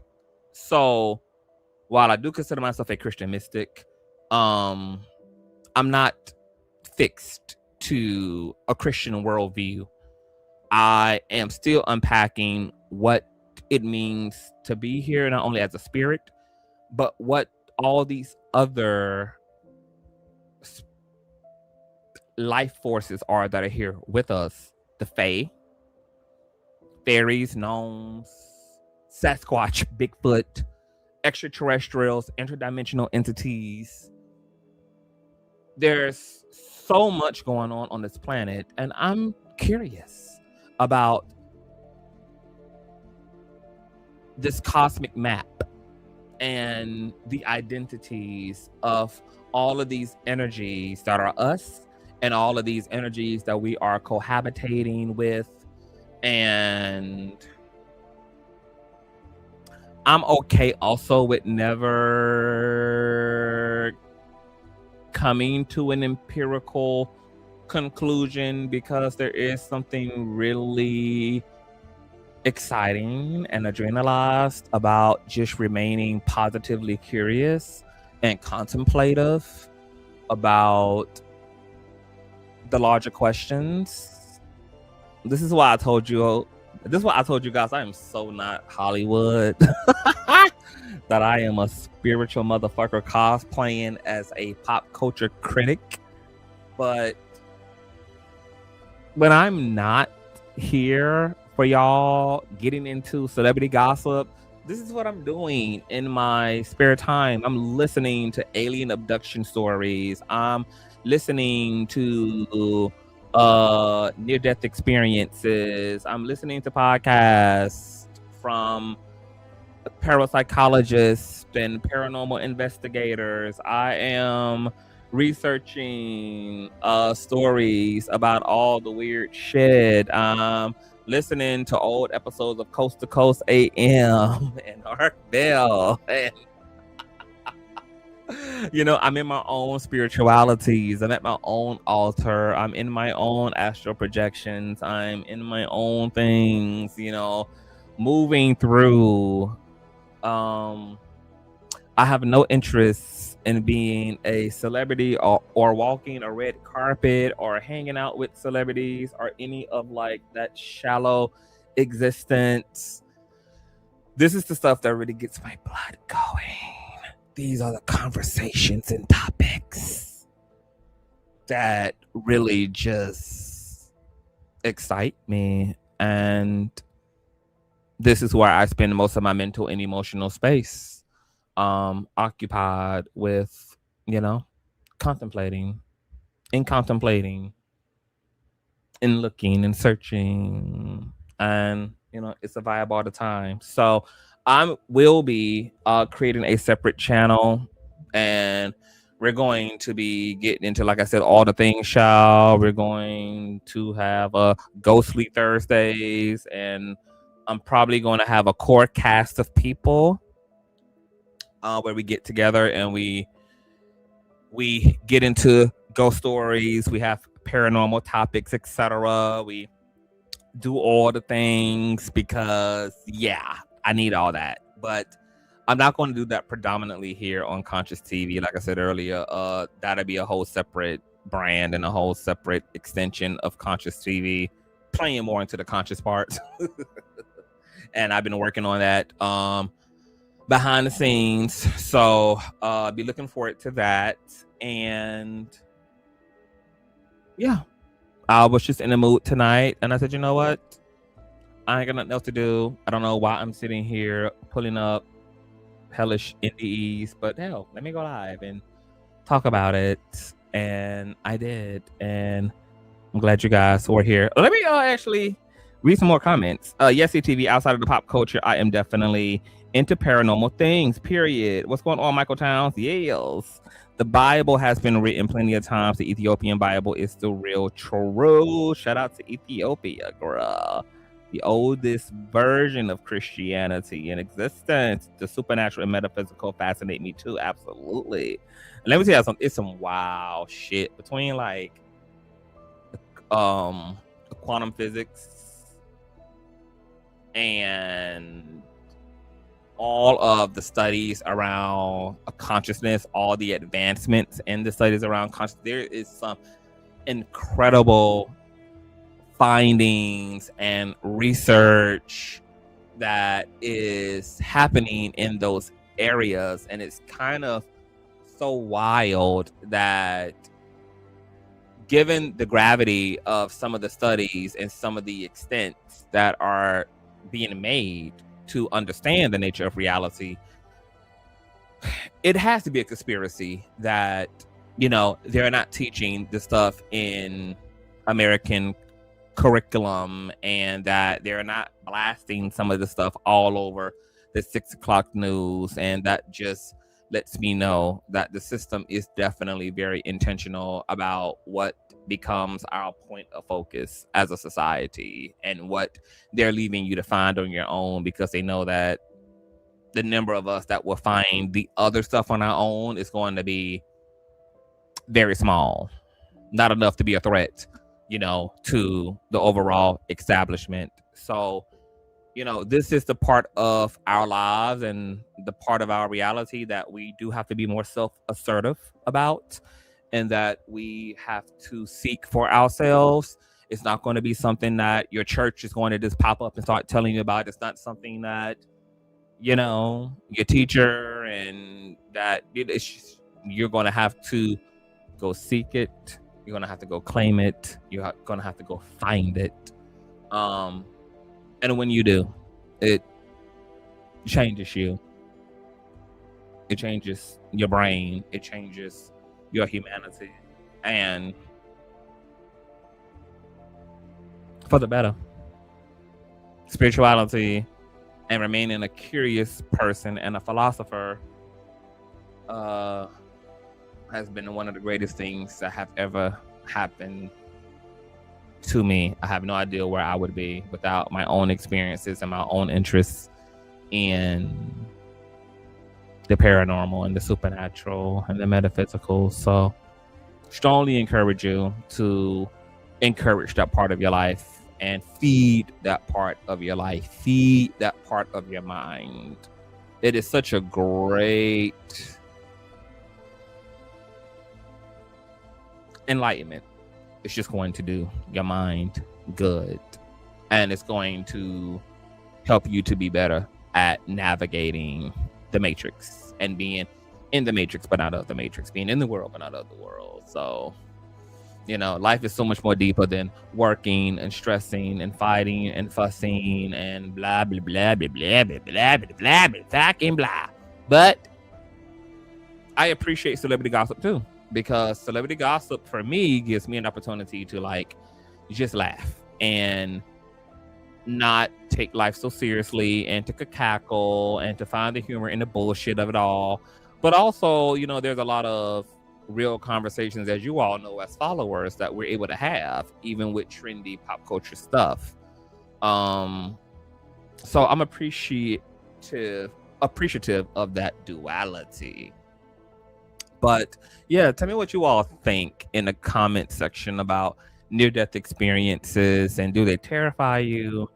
Do they inspire you? Have you had a near-death experience, or have you had an otherworldly experience of your own? I would like you to unpack that in the comment section, and then maybe I'll come back and do a show and read off some of you guys' experiences, and maybe we'll have like a panel discussion where people can come up here and just talk about all the weird shit, you know, that they've experienced at some point in time in their life, and, you know, their paranormal experiences, etc.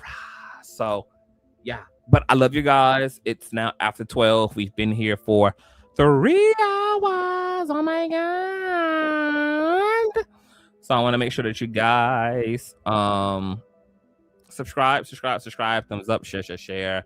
If you enjoyed yourself, y'all already know what you can do, baby. You can donate to the platform at Cash App, PayPal, all that good jazz. Follow me everywhere. I love you guys. Happy Thursday officially, and we will be back to get into the bullshit of it all on today. I will see you all later. Peace.